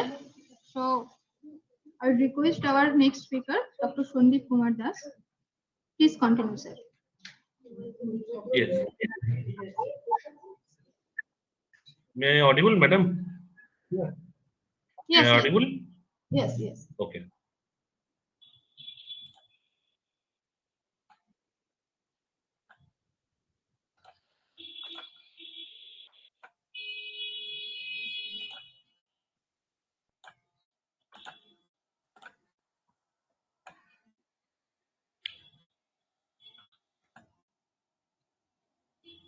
Is it visible, madam? My PPT is visible. Is it visible, madam? Yes, yes. Okay, thank you. So first of all, I would like to express my sincere thanks to all the organizers, the resource persons, and all the delegates. So today I will present some part of my laboratory work, which is basically about the methylenic acid and its sodium salt, and how it can be customized or how it can be tailored for precise targeting and delivery of doxorubicin toward leukemic cells.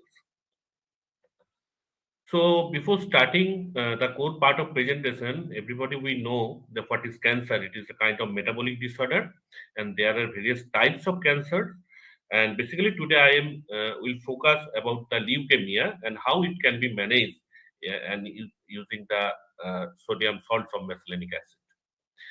So leukemia arises from the bone marrow, and it is basically a category of the blood-forming cell cancer. And there are several types of leukemia there, depending on their expression level, depending on their site of origin, depending on their blood cell involved, and depending on their chromosomal alteration and mutations. So, about various types of leukemia, the two most commonly occurred, acute myeloid leukemia and chronic myeloid leukemia. So, there are various existing strategies for management of leukemia, including chemotherapeutic strategies, some of the well-known chemotherapeutic drugs, doxorubicin, daunorubicin, methoxytrates, some immunotherapies also there, but using monoclonal antibodies, but these are highly costly and sometimes may produces the cytotoxicity. So cytotoxicity mainly limiting the chemotherapeutic drugs for its proper implication for the effective management of cancer. So leukemia is a type of cancer in which you cannot adopt for the surgery. You have very limited therapeutic options or very limited therapeutic management. So, despite of various effectiveness of doxorubicin, doxorubicin is very well known chemotherapeutic drug, and it can kill the cancer cells in the variety of way, targeting the intercellular metabolic alteration, induction of the reactive oxygen species, disruption of the mitochondrial functions, and ultimately induces the apoptosis. But but their application is now being limited due to the higher level of toxicity. So next we are coming to the methylenic acid. What is methylenic acid? Methylenic acid is basically pentacyclic diterpenoic acid. We isolated this compound from the olive, the skin of the olive, and it is the edible olive. And from a series of chemical reactions, series of chemical extraction process, the methylenic acid was isolated, extracted, and purified. So, from the searching of various type of literature review, which was published from our laboratory, we found that methylenic acid conserve various types of anti-cancer activity, and it can be applied to the various category of cancer. But there was very limited resources was available for how we can tailor this methylenic acid for effective treatment in the leukemia. So basically, the structure of methylenic acid is a bulk structure which hinders its entry to the leukemic cells, as well as the solubility was the great issue because it is not water soluble. So to overcome this problem, we have adopted the technology self-assembly. What is self-assembly? Self-assembly is the organization of a molecular structure from an unorganized form. So just using the special kinds of the solvent mixture using water and ethanol into 1:4 ratio, we were successfully converted to the methylenic acid from bulk structure to a well-organized vesicular structure. These are the vesicular structure, and this self-assembled methylenic acid was applied to the normal cells to find out their efficacy against mitigation of cytotoxicity generated by the doxorubicin. Basically, the doxorubicin was treated to the normal cells, and doxorubicin killed those normal cells for a significant level. But when we treated the normal cells with the self-assembled methylenic acid, we found that the cell viability was restored more than 90%, which helps us to find that methylenic acid have some cytoprotective or some or tissue protective efficacies. So next, we have functionalized the sodium salts of methylenic acid. So what is sodium salt? Because we found that even the self-assembled methylenic acid was not soluble in water. So we have converted the self-assembled methylenic acid to its sodium salt. This is called sodium methylate. And being a sodium salt, it is easily dissolved in water, and it can easily form the self-assembled vesicles just adding the after addition the water. And after developing this sodium methylate, and side by side, we have also developed the potassium methylate also using potassium salt, and their appearance was just like we can see in the same image, that is become the vesicular structure. And then it was further characterized into the AFM microscopy, which also reveals the vesicular appearance. And after some examination or some from the TAME images, we found that it consists of the bilayer structure, lipophilic region, polar regions also there. And from the FTR spectral analysis, we found that when the dried compound converted to the self-assembled formulations, their hydrogen bond stretching was greater. And when we compare the cell viability assay from the sodium self-assembled methylenic acid, sodium methylate, and potassium methylate, we found that among three, the self-assembled sodium methylate is showing better efficacy and by killing the KG1A, which is the acute myeloid leukemia cells, and the K562, which is the chronic myeloid leukemia cells, up to a great percentage. And through the molecular targeting, we found that all these compounds interacted with the various caspases proteins, various leukemic proteins, and their interaction scores from the docking study was also significant. These are the representation of the bond H hydrogen bond distance when the ligands, that is the methylenic acid, self-assembled methylenic acid, or sodium and potassium methylate. So from comparative study, we have found that sodium methylate was the showing better efficacy in compared to the self-assembled methylenic acid and self-assembled potassium methylate. These findings were also published in the International Journal of Biological Macromolecules. And then we have for the precise targeting, which is the most interesting part of the study, we conjugated the RGD. RGD is the tumor forming peptide, just composed of the 3 amino acids, and it can easily target the integrants or the leukemia specific proteins of the leukemic cells. So the RGD was conjugated with the surface of the self-assembled sodium methylate, and then doxorubicins were loaded within the vesicles. And when these conjugates was applied for their characterization using FTR, it also found that being after conjugated with the RGD and loaded with the doxorubicin, it can still conserve its self-assembled configurations, and thereby after that we have studied the pH-dependent release of doxorubicin. As we know, the cancer cell microenvironment contains highly acidic pH. So if our conjugate can release the doxorubicin in the acidic environment, that would be beneficial to kill the cancer cells, that means the leukemic cells. So we have found this result and found that in the acidic environment, the release of doxorubicin was higher. And it also entered the both leukemic cells, that is the KG1 and K562, in a duration dependent manner, and which was revealed by the rotamine B tag fluorescence microscopy. And then it was further characterized using the atomic force microscopy and same scanning electron microscopy. In both of the cases, we had found the self-assembled configurations having the vesicular ranges from 100 to 500 nanometers in diameter. Then we have observed the cell viability assay, and we interestingly found that the RGD conjugated sodium methylate drastically reduced the viability of the both leukemic cells in a dose-dependent manner. And side by side, it is totally suitable or compatible towards the human healthy cells. That is, we have observed this efficacy against the human RBC. That is, it is highly hemocompatible. And when it enters within the leukemic cells, it triggers the reactive oxygen species generation and kills the both leukemic cells through the inductions of high levels of ROS formations.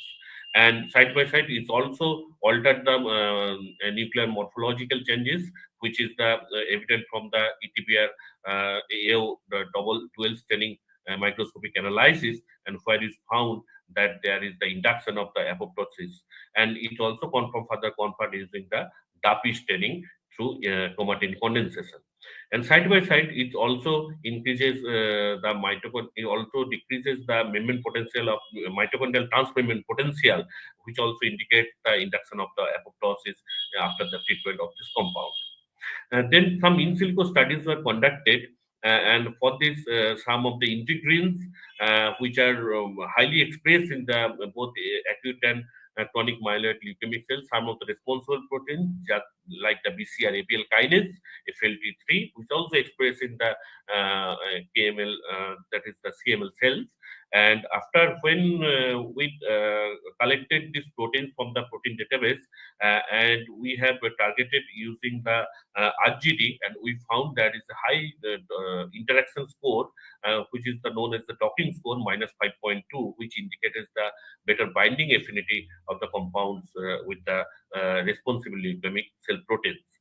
And through this study, we have found that when the DOC complex was formed, it also showing the good result in the NMA analysis, and showing that it is more flexible, and that this is and there is no deformity after the DOC complexes are formed in towards the any types of interactive proteins.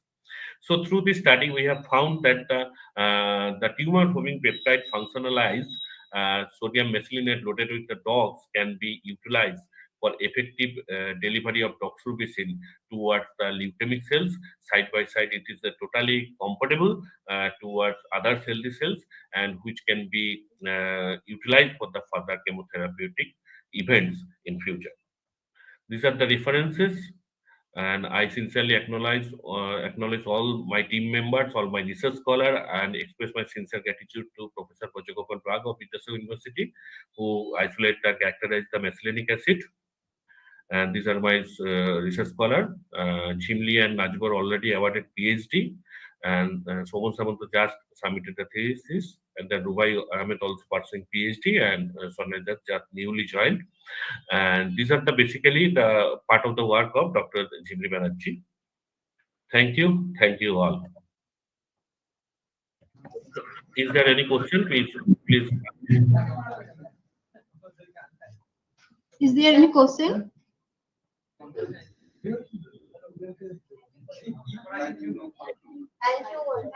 Thank you. Thank you, sir, for your beautiful speech. Now, our next speaker is Dr. Porimal Dua, Assistant Professor, Narajul Raj College, West Bengal. Sir, can you hear me?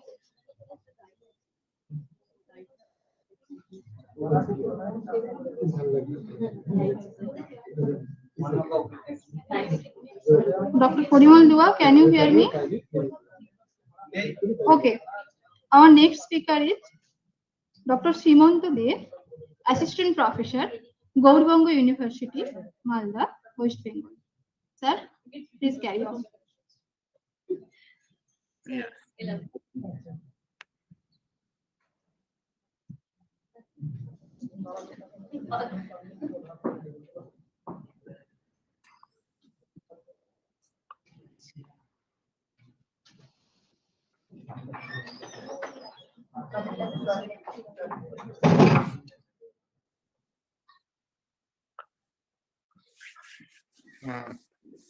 Actually, my presentation is electrokinetics. One of the electrokinetics phenomena, that is streaming potential in a channel. Actually, electrokinetics used in mainly bio mechanics, engineering, or in any other mechanical or biological field.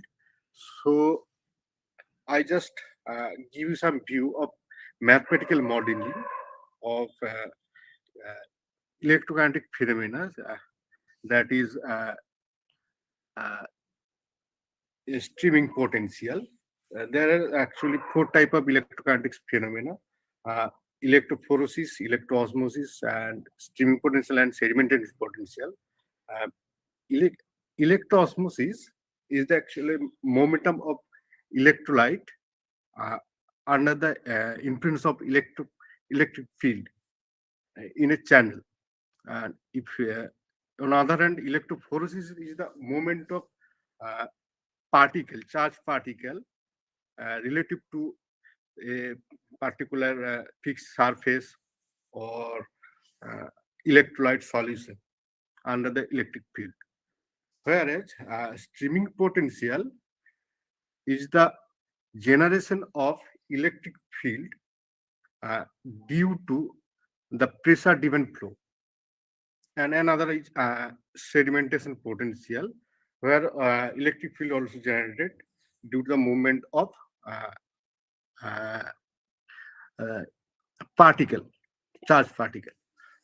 Uh, Here is a mathematical model. We have considered a plane channel where two fluids is there, two immiscible fluids.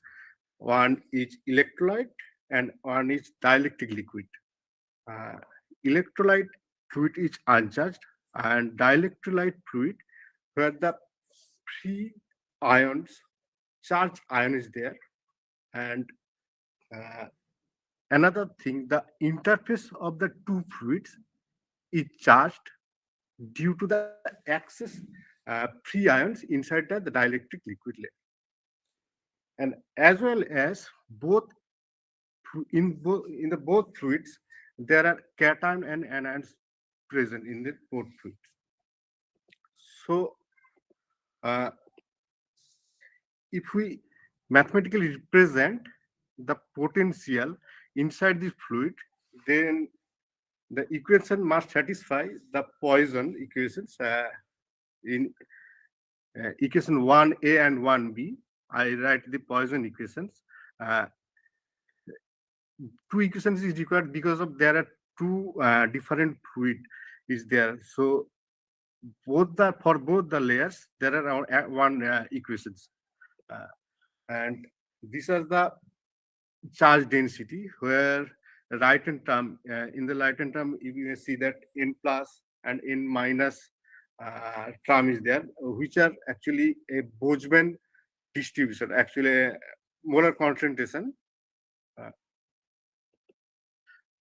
And these are the mathematical expressions of Boltzmann distributions. Using these mathematical expressions, just and the boundary condition is here for electrostatic potential. Using these Boltzmann conditions, I simplify the Poisson equations, which are given in equation 6a and 6b. This is very simple form. One may use the modified Boltzmann equation. Actually, I did not consider the size of ions. If size of ion is more than 3.3 Armstrong, then the effect of ion size is not considered in the Boltzmann distribution. In that case, the modified Boltzmann distribution may require. So I did not consider here in our case. That might be another research work. So just a simple equation 6a and 6b I have considered. And these are the corresponding boundary conditions for potential. Since we are using a pressure gradient to flow the fluid, so obviously for fluid flow there is required a momentum equation for find the velocity of the fluid. So this equation 8a and 8b are these two equations for the both of the fluids. One is for electrolyte and another is for dry electrolyte layer. Uh, these are corresponding boundary conditions. Using these boundary conditions, I actually derived the solutions. This is the exact expressions of the velocity equations. Another thing is that I have shown you the potential equation and their boundary conditions. The potential equation is actually non-linear. Uh, as the equation is non-linear, there may not be possible always to find the exact solution. For that, actually, we have used a numerical method to solve the potential equation. But in our case, the velocity equation is very simple and linear. So we just derive the exact solution here. Another thing is that in the streaming potential, actually, an electric field will be generated after applying the pressure gradient. So, as uh, as as there is no applied electric field, as the induced electric field is generating, so the total current inside the channel must be vanished. This is the expression of the total current inside the channel. So in the steady case, the current must be zero. So by using that condition, I just derived the expression of induced electric field, which is actually in equation number 18. Uh, uh, this induced, actually, this electric field uh, is actually a green current, you may say, which is actually our force, pressure force is converting to a green current. Okay. Another thing is that our efficiency. Efficiency means that our total hydraulic force, which we are used to generate the induced electric field, is given in equation number 22. And in simplified form, that is a big expression. Is equation number 23 is given here. Actually, our hydraulic energy is converting to electrical energy. So we are calculating the efficiency of our system. That is very important in present situation. Obviously, efficiency, a high efficiency means our system is more capable to convert the energy. Another thing is the electroviscous effect, which is given in equation number 24. Actually, this represents the how much drag, how much reverse force is generating, which actually restrict the pressure driven flow. So this is given in equation number 24. These are numerical methods we have used to calculate the potential equations, and another thing is that there are various numeric integrations is there. So all the integrations and potential equations are solved by numerical methods. These are some physical parameters we have choose for our system. This is the distribution of potential inside the channel. So by changing the parameters like S, which actually measure the potential at the interface of the two fluid. So by changing the parameter S, we may change the potential distribution inside the channel. And N0 here is the concentration of the electrolyte. Okay. And another thing is that this is the velocity. So to control the velocity, we may use the parameter S or N0. So you may see that by changing the parameter value of S or N0, we can very much control the velocity inside the channel. Whereas if you see the next figure, here we have shown the velocity and potential also. So by changing the capital N0 actually mean the concentration of additional mobile ion inside the dielectric layer. You may see that the changing the value of N0, the velocity not change that much. So we can say the parameter N0 is not suitable to restrict the velocity as the change of S or change of small N0, that is very very useful to control the velocity. Okay. And similar type of result is here for capital N0 here. And this is the induced electric field. You may see the value of induced electric field is much large, large in the sense amplitude wise, when the small value of the small N0 or concentration of the electrolyte is small. Another thing is that the value of induced electric field is small when the or tends to zero, when the concentration of electrolyte is large or extremely large.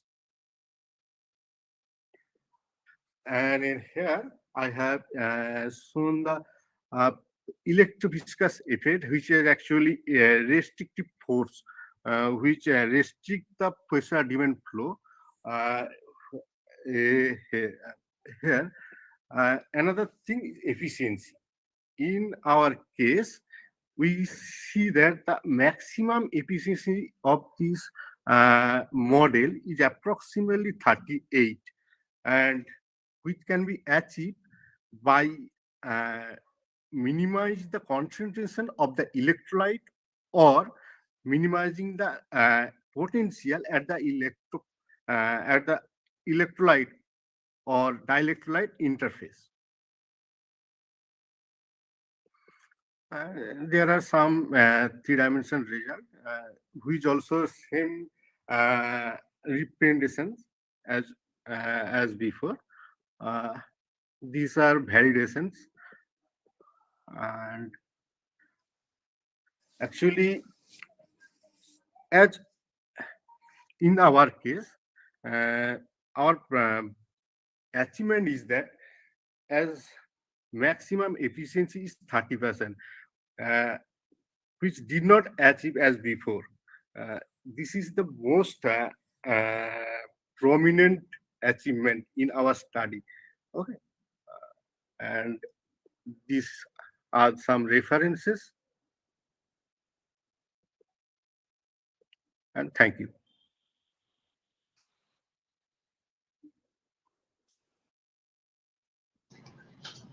Thank you, sir. Okay. Our next Any speaker- question? Thank you. So our next speaker is Mr. Chomu Singho Roy, Research Scholar, Hugli Mohsin College, West Bengal. Hello. Hello. Good afternoon. Hello, good afternoon. Okay, Madam. you may carry on.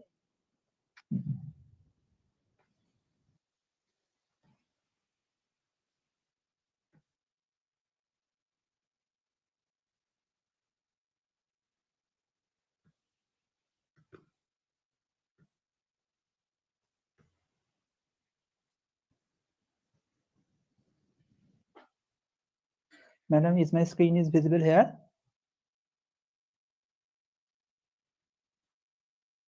Hello.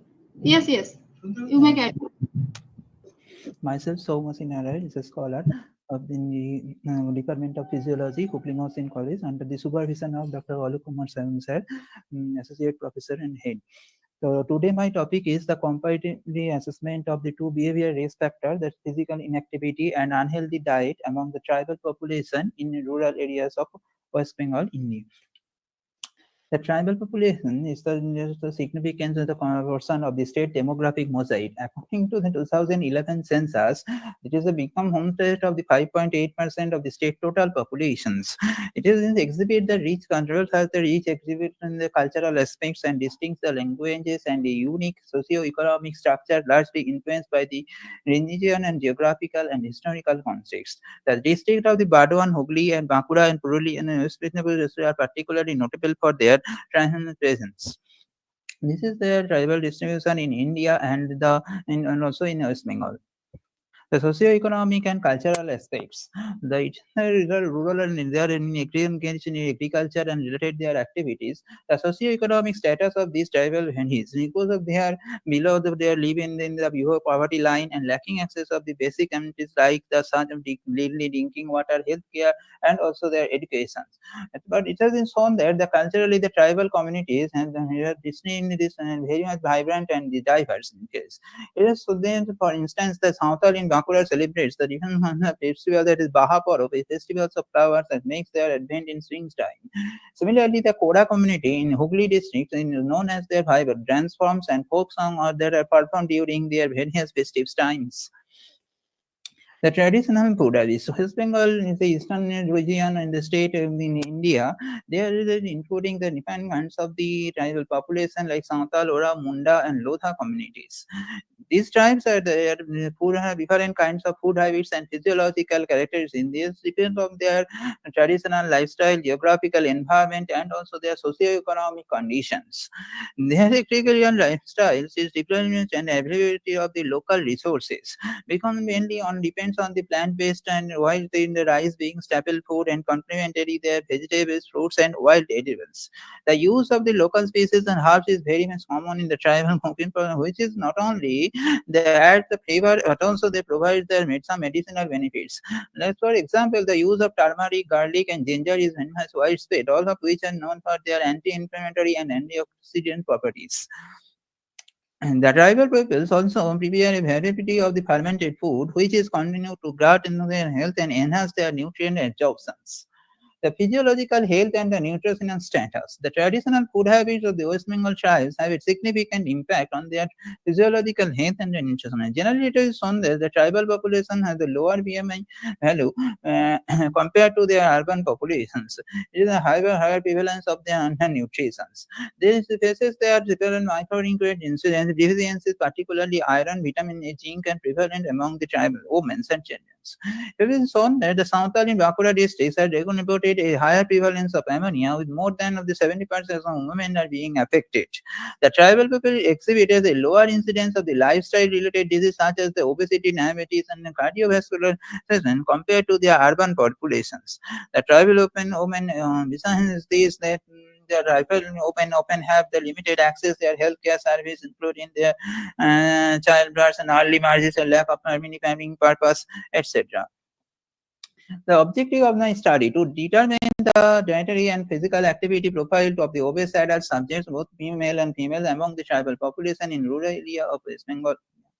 The study design and sample selection. This personal study was conducted to assess the health and anthropometric parameters of the tribal individuals. This present study was conducted in the 6 villages, namely Jhagraguri and Jamindardanga, Jamda, Joynagar, Chhatrasan, and Lukunihi, near the Jharkhand town and West Bengal Midnapur districts. Adults 20 up to 5 to 50 years, and the president and residents are to be years, and 157 subjects, or 90 men, and about the 97 women that participated in these battles.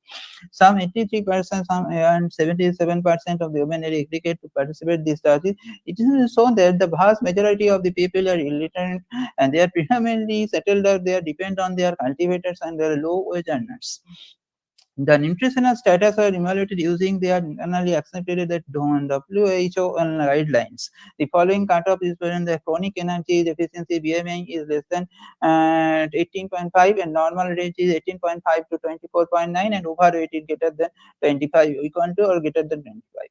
The study was approved by the Human Ethical Committee of the Zoology College under the University of Bangladesh. All the measurement of the data performance monitoring and minimize the diurnal variation and ensures their consistency. This is the material method. Age, weight, and height. Age are calculated by their Aadhaar card, and also the birth certificate. Weight also is measured by the digital machine, and height is also measured by the sterniometer, and waist and hip circumference. Waist circumference is the flexible tape, and hip is also measured by tape. Yes, arm circumference also be measured, and 2D or 4D. That in length of the second and the second and fourth finger also be measured, and their ratio will be calculated. The BMI value was calculated by their weight in kg and height in meter square ratio. The physiological measurement, body fat percentage, and visceral fat percentage, resting metabolism, all are calculated by the body scanner machine. And pulse rate was confirmed by the blood pressure Omron HAM A7130 meter, and biochemical measurement that blood glucose was calculated when before fasting and after the taking the meal of 2 hours. So both are calculated by digital glucometer. Physical activity, that global physical activity questionnaire is developed by the WHO guidelines, and the 9 countries is collected, and physical activity subjects metabolic equivalent was calculated used for the physical activity classification. We also found that this is the digital evaluation, and statistical analysis are done by SPSS using the SPSS substats. This is the results. The results of the participant, the physical response that the BP was the systole, and both in systole and diastole both are in actually with the march in the lane, and the anthropometric survey was this is the table tabular chart, that is the age is 37.4 years with a standard deviation of 11.63 years, and then the weight is 53.15 with a standard deviation of 9.74 years, and the height is depends on there is the 153.7, and also the both showing the moderate variability among the participants. The survey also measures the body circumference, including the waist is 33.02 centimeter with a hip of 37.7, which are in the crucial body shape and their distributions. The triceps is the measure of the body fat averages of 35.99 millimeter, indicating the variability in subcutaneous fat. Can you please conclude? We are running out of time. We are running out of time. Please conclude. Okay. This is the physical inactivity of that is shown that 78.7% of male are the physical inactive rather than the female. This is the shown that the undernutrition is much higher among the females compared to the men, and although the difference of the statistically not significant, therefore the use of BMI is known as the CED is also valid. This is the study. The skeletal fat percentage, the overall body fat percentage, skeletal percentage averages at 24.85%, reflecting a general tendency towards the moderate for the stage or storage of body beneath the skin, and trunk skeletal fat averages 20.17%, which arms and legs show the 27.96% and the 36.86% respectively, indicating that the distribution varies significantly across the different body regions, and legs having the highest percentage of their skeletal fats. This is the demographic first taking during the collection of my data. And conclusion shows that the average, this study concludes to that the average age of the 37.54 years and coupled with an average physiological age of 39.54 years suggests that while participants are generally age in their line, and as the physical activity which has been measured in the study, another the behavior risk factor, it has been shown that more than half of the all subjects in both groups are inactive, and men is less than 600. Male are the more inactive, that 78% 8.7% than their female groups. Across all the domains, the male objects are mostly inactive in occupational domain, whereas the highest percentage of the inactivity among the female subjects was found in their recreational domain. Age group was the participant is leisure activity, and measured it emerged that the older age group was less active, the leisure among their groups. The average body fat percentage indicates the moderate adiposity of their tissue, and the body circumference, and also including waist-hip ratio, and provides the insights into their distribution in the body fat tissue and the metabolic disorders. These are the and the overall our studies highlights the importance of their maintaining and balanced diet and active lifestyle to support their optimal physiological health and reduce the risk of the chronic disease among the female tribal population in West Bengal. There is a social impact of our study, that is the anthropometric study of the female tribal population, several significant social implications and impacting the public health policy, community awareness program, and healthcare accessibility. First of all, the empowering the tribal communities. It is social important that the empowerment of the tribal communities through the increase their awareness of their health status by providing detailed insights into their physiological nutrition profiles, informing public health policy, and also they are reducing the health disparities. They reduce the health disparities to improve their overall quality and life for their female tribal population in West Bengal. These are the references. Thank you. Thank you all. Thank you. Our next speaker is Dr. Aditya Chaudhuri, Assistant Professor, Department of Zoology, Pingla College. Ma'am, please carry on. Yes, ma'am.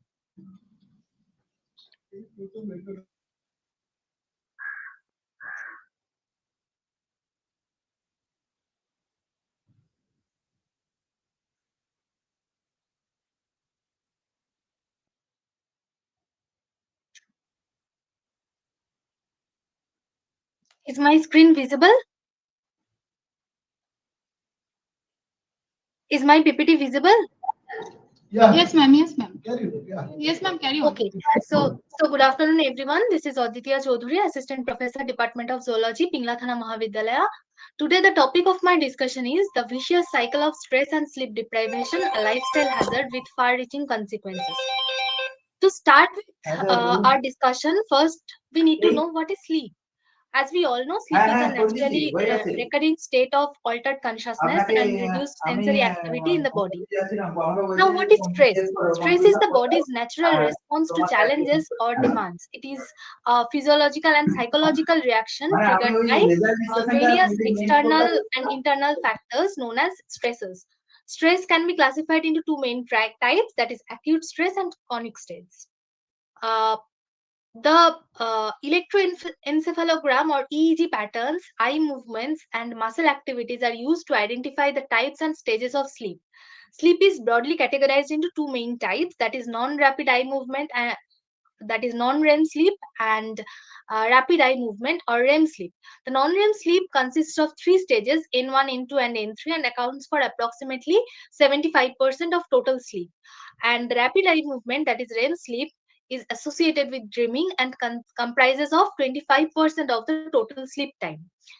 Now, non-REM sleep stage 1 is the lightest stage of sleep.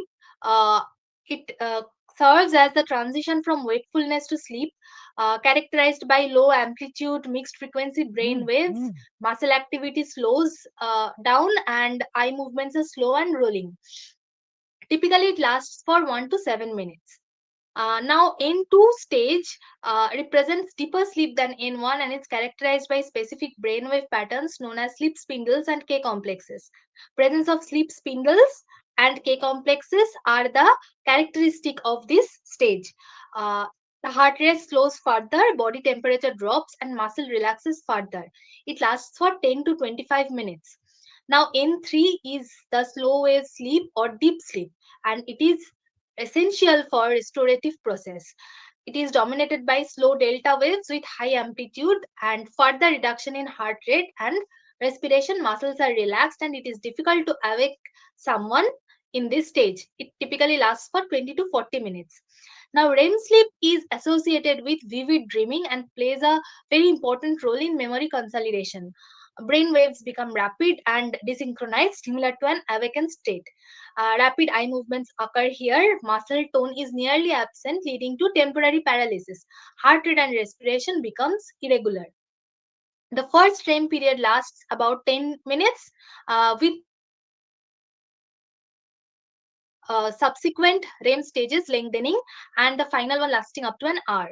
The complete sleep cycle typically progresses through the stages following N1, N2, N3, REM, N2 and REM. This cycle repeats approximately every 90 to 110 minutes, resulting in 4 to 5 cycles per night. So these are the EEG wave patterns of different sleep stages. Now, the two-process model of sleep regulation is a well-known framework that describes how sleep is regulated by the interaction of two primary processes, process A, that is homeostatic sleep drive, and process C, that is circadian rhythm. This model explains the timing, duration, and quality of sleep and wakefulness, and the role of hormones such as melatonin and cortisol in maintaining sleep-wake balance. The two-process model, process S represents body's need for sleep that builds up over time during wakefulness. And process C, that is controlled by circadian rhythm, represents the body's internal biological clock regulated by suprachiasmatic nucleus of the hypothalamus. It influences the timing of sleep and wakefulness by coordinating various physiological processes, including body temperature and hormonal secretion, like melatonin and cortisol.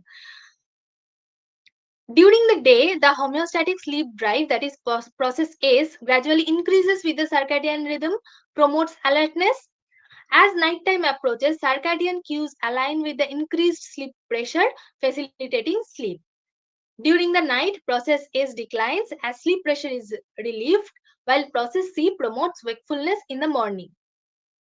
This balance between melatonin and cortisol is very crucial as it influences the sleep-wake cycle. Melatonin is the sleep hormone secreted by the pineal gland in response to darkness, and cortisol is the wakefulness hormone secreted by adrenal gland that follows a circadian rhythm opposite to that of melatonin.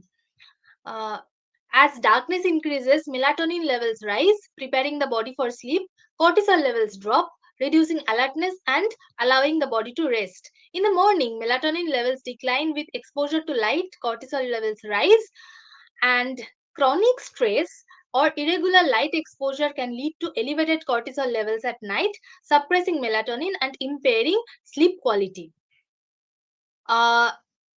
The interplay between stress and sleep is a very significant approach to the study.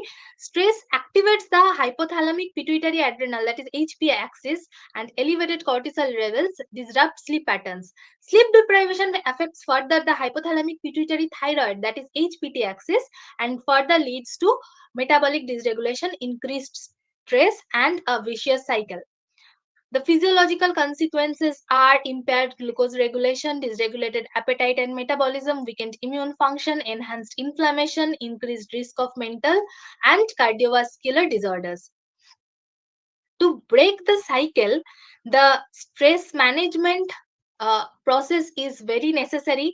Sleep hygiene is to be maintained. Healthy lifestyle is very crucial to the factor, and professional interventions like cognitive behavioral therapy with sleep specialists is becomes crucial in case of if one wants to break such a cycle. These are some of the rules of healthy sleep.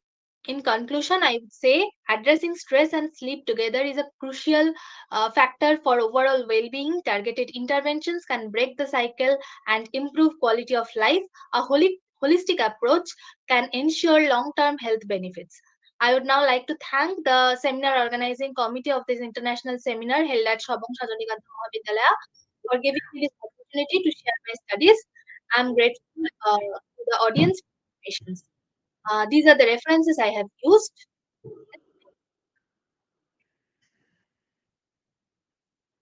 Thank you, ma'am, for your beautiful presentation. Now, our next speaker is Dr. Konika Sen, Koninika Sen, Assistant Professor, Pingla College, West Bengal. Ma'am, please carry on.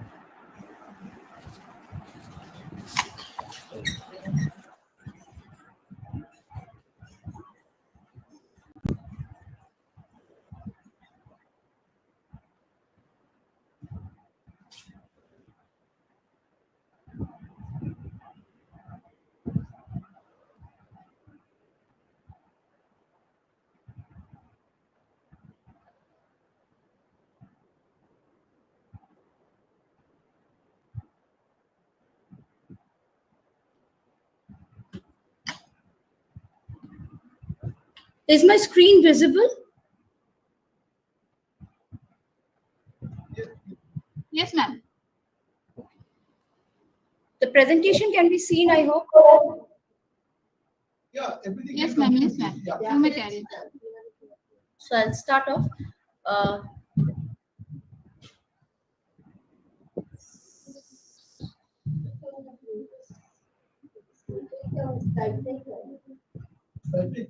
So, good evening, organizers and my fellow participants.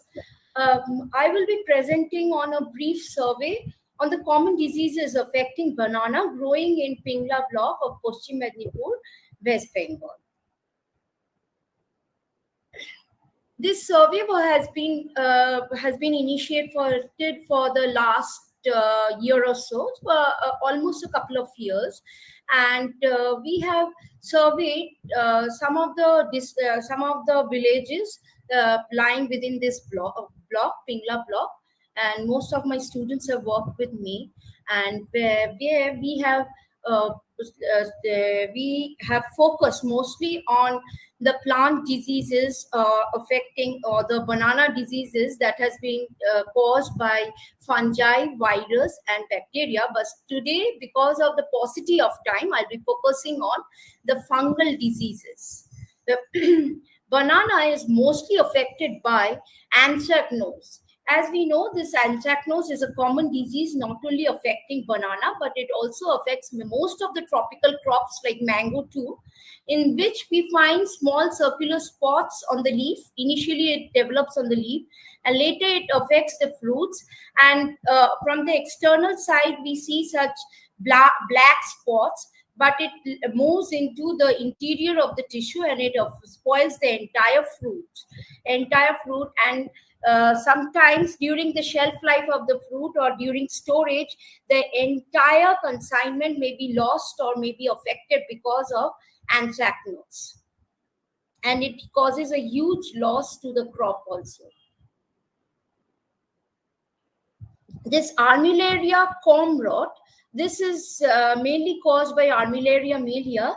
This is a fungi. The speciality of this fungi is that they mostly have some rhizomorphs, that is a very deep underlying tissue that grows below the soil, and it draws nutrition for the fungi to survive. And in this way, these are very persistent fungi, and it is very difficult to eliminate the pathogen.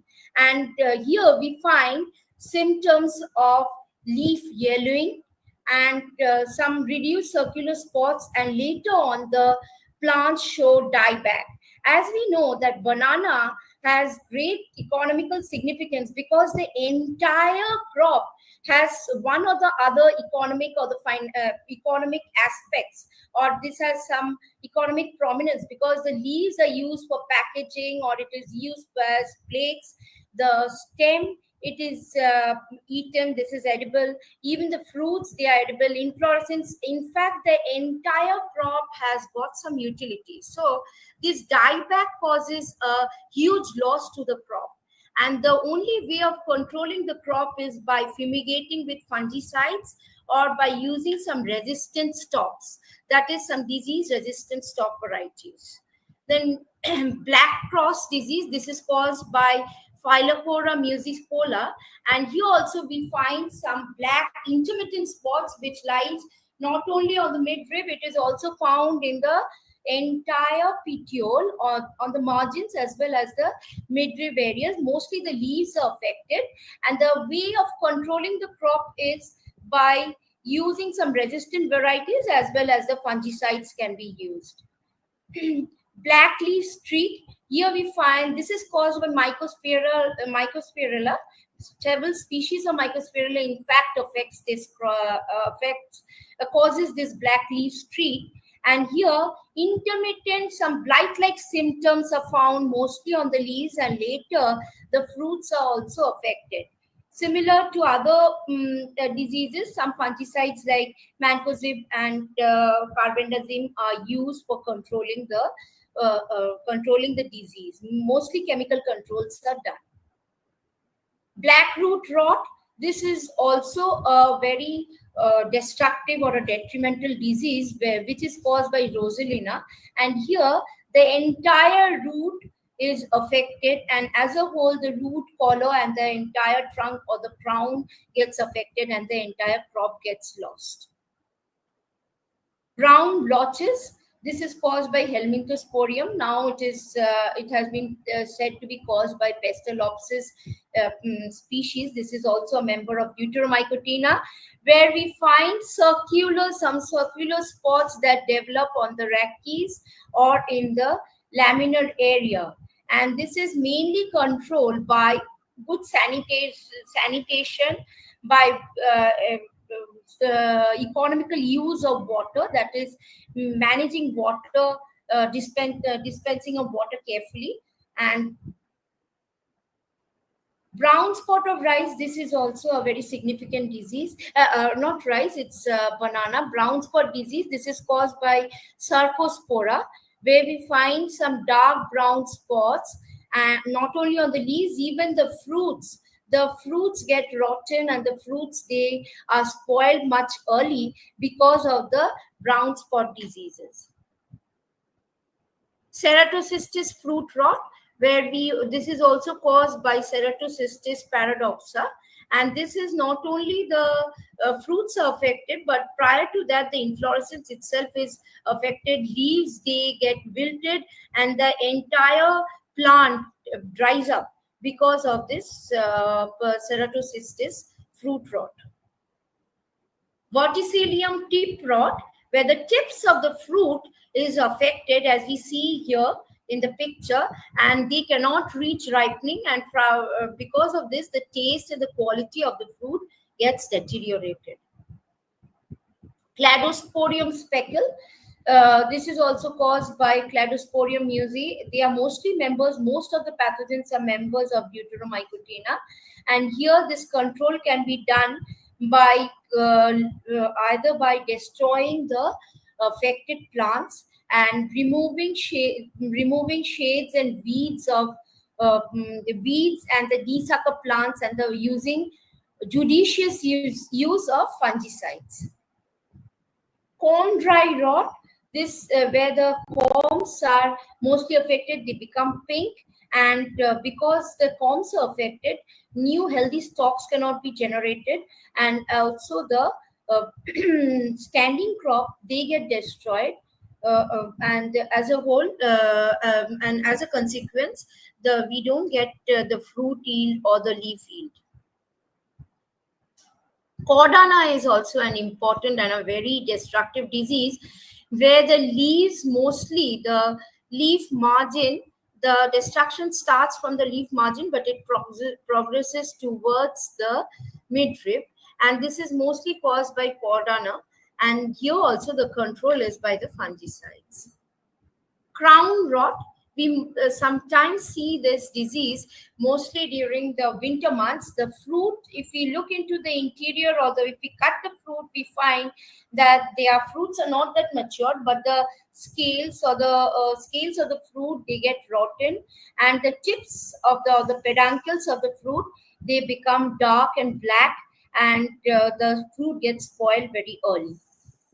And here also the only way of controlling by fungicides and storing them at a lower temperature, or rather at a higher temperature of 100 degrees centigrade. Cylindrocladium root rot, This is also caused by Cylindrocladium species, where we find some chlorosis or yellowing of the leaves on the lower surface, and reddish brown lesions can be found on the root as well. And the only way of eradicating the pathogen or getting rid of the pathogen is by removing the infected stalk.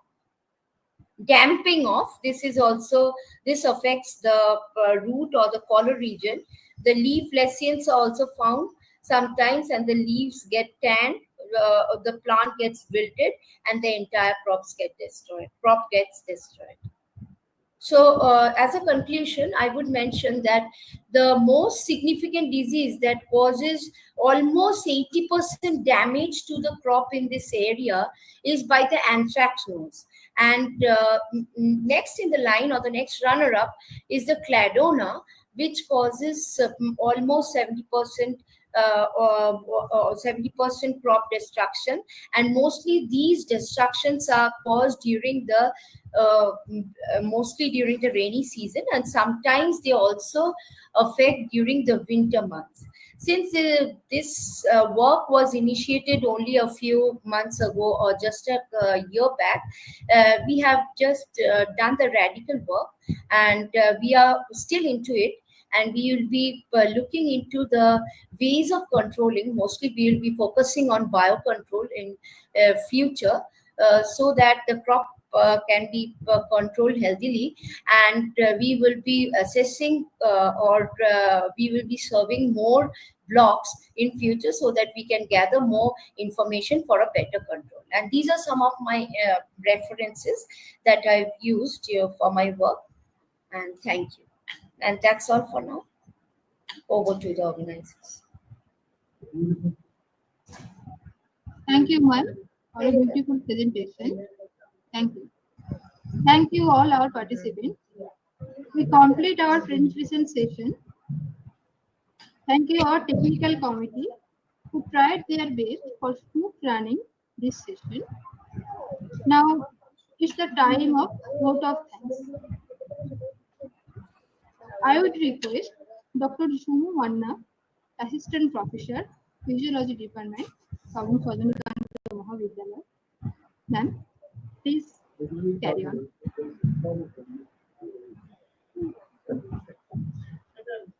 Good afternoon, everybody. Now we are at the end of our 2-day session of this international seminar, biological seminar. I'd like to convey my gratitude to all of the participants, our organizing committee, our administrative body of our college. We have tried to send some message to our colleagues, the personals of our area, and our beloved students, so that they can make their dream for future. Time can evaluate us how much we are successful, but I must convey my greetings and gratitude to all of you, except those this event we can't conduct. This is the end of our session. We hope we will meet again. Thank you.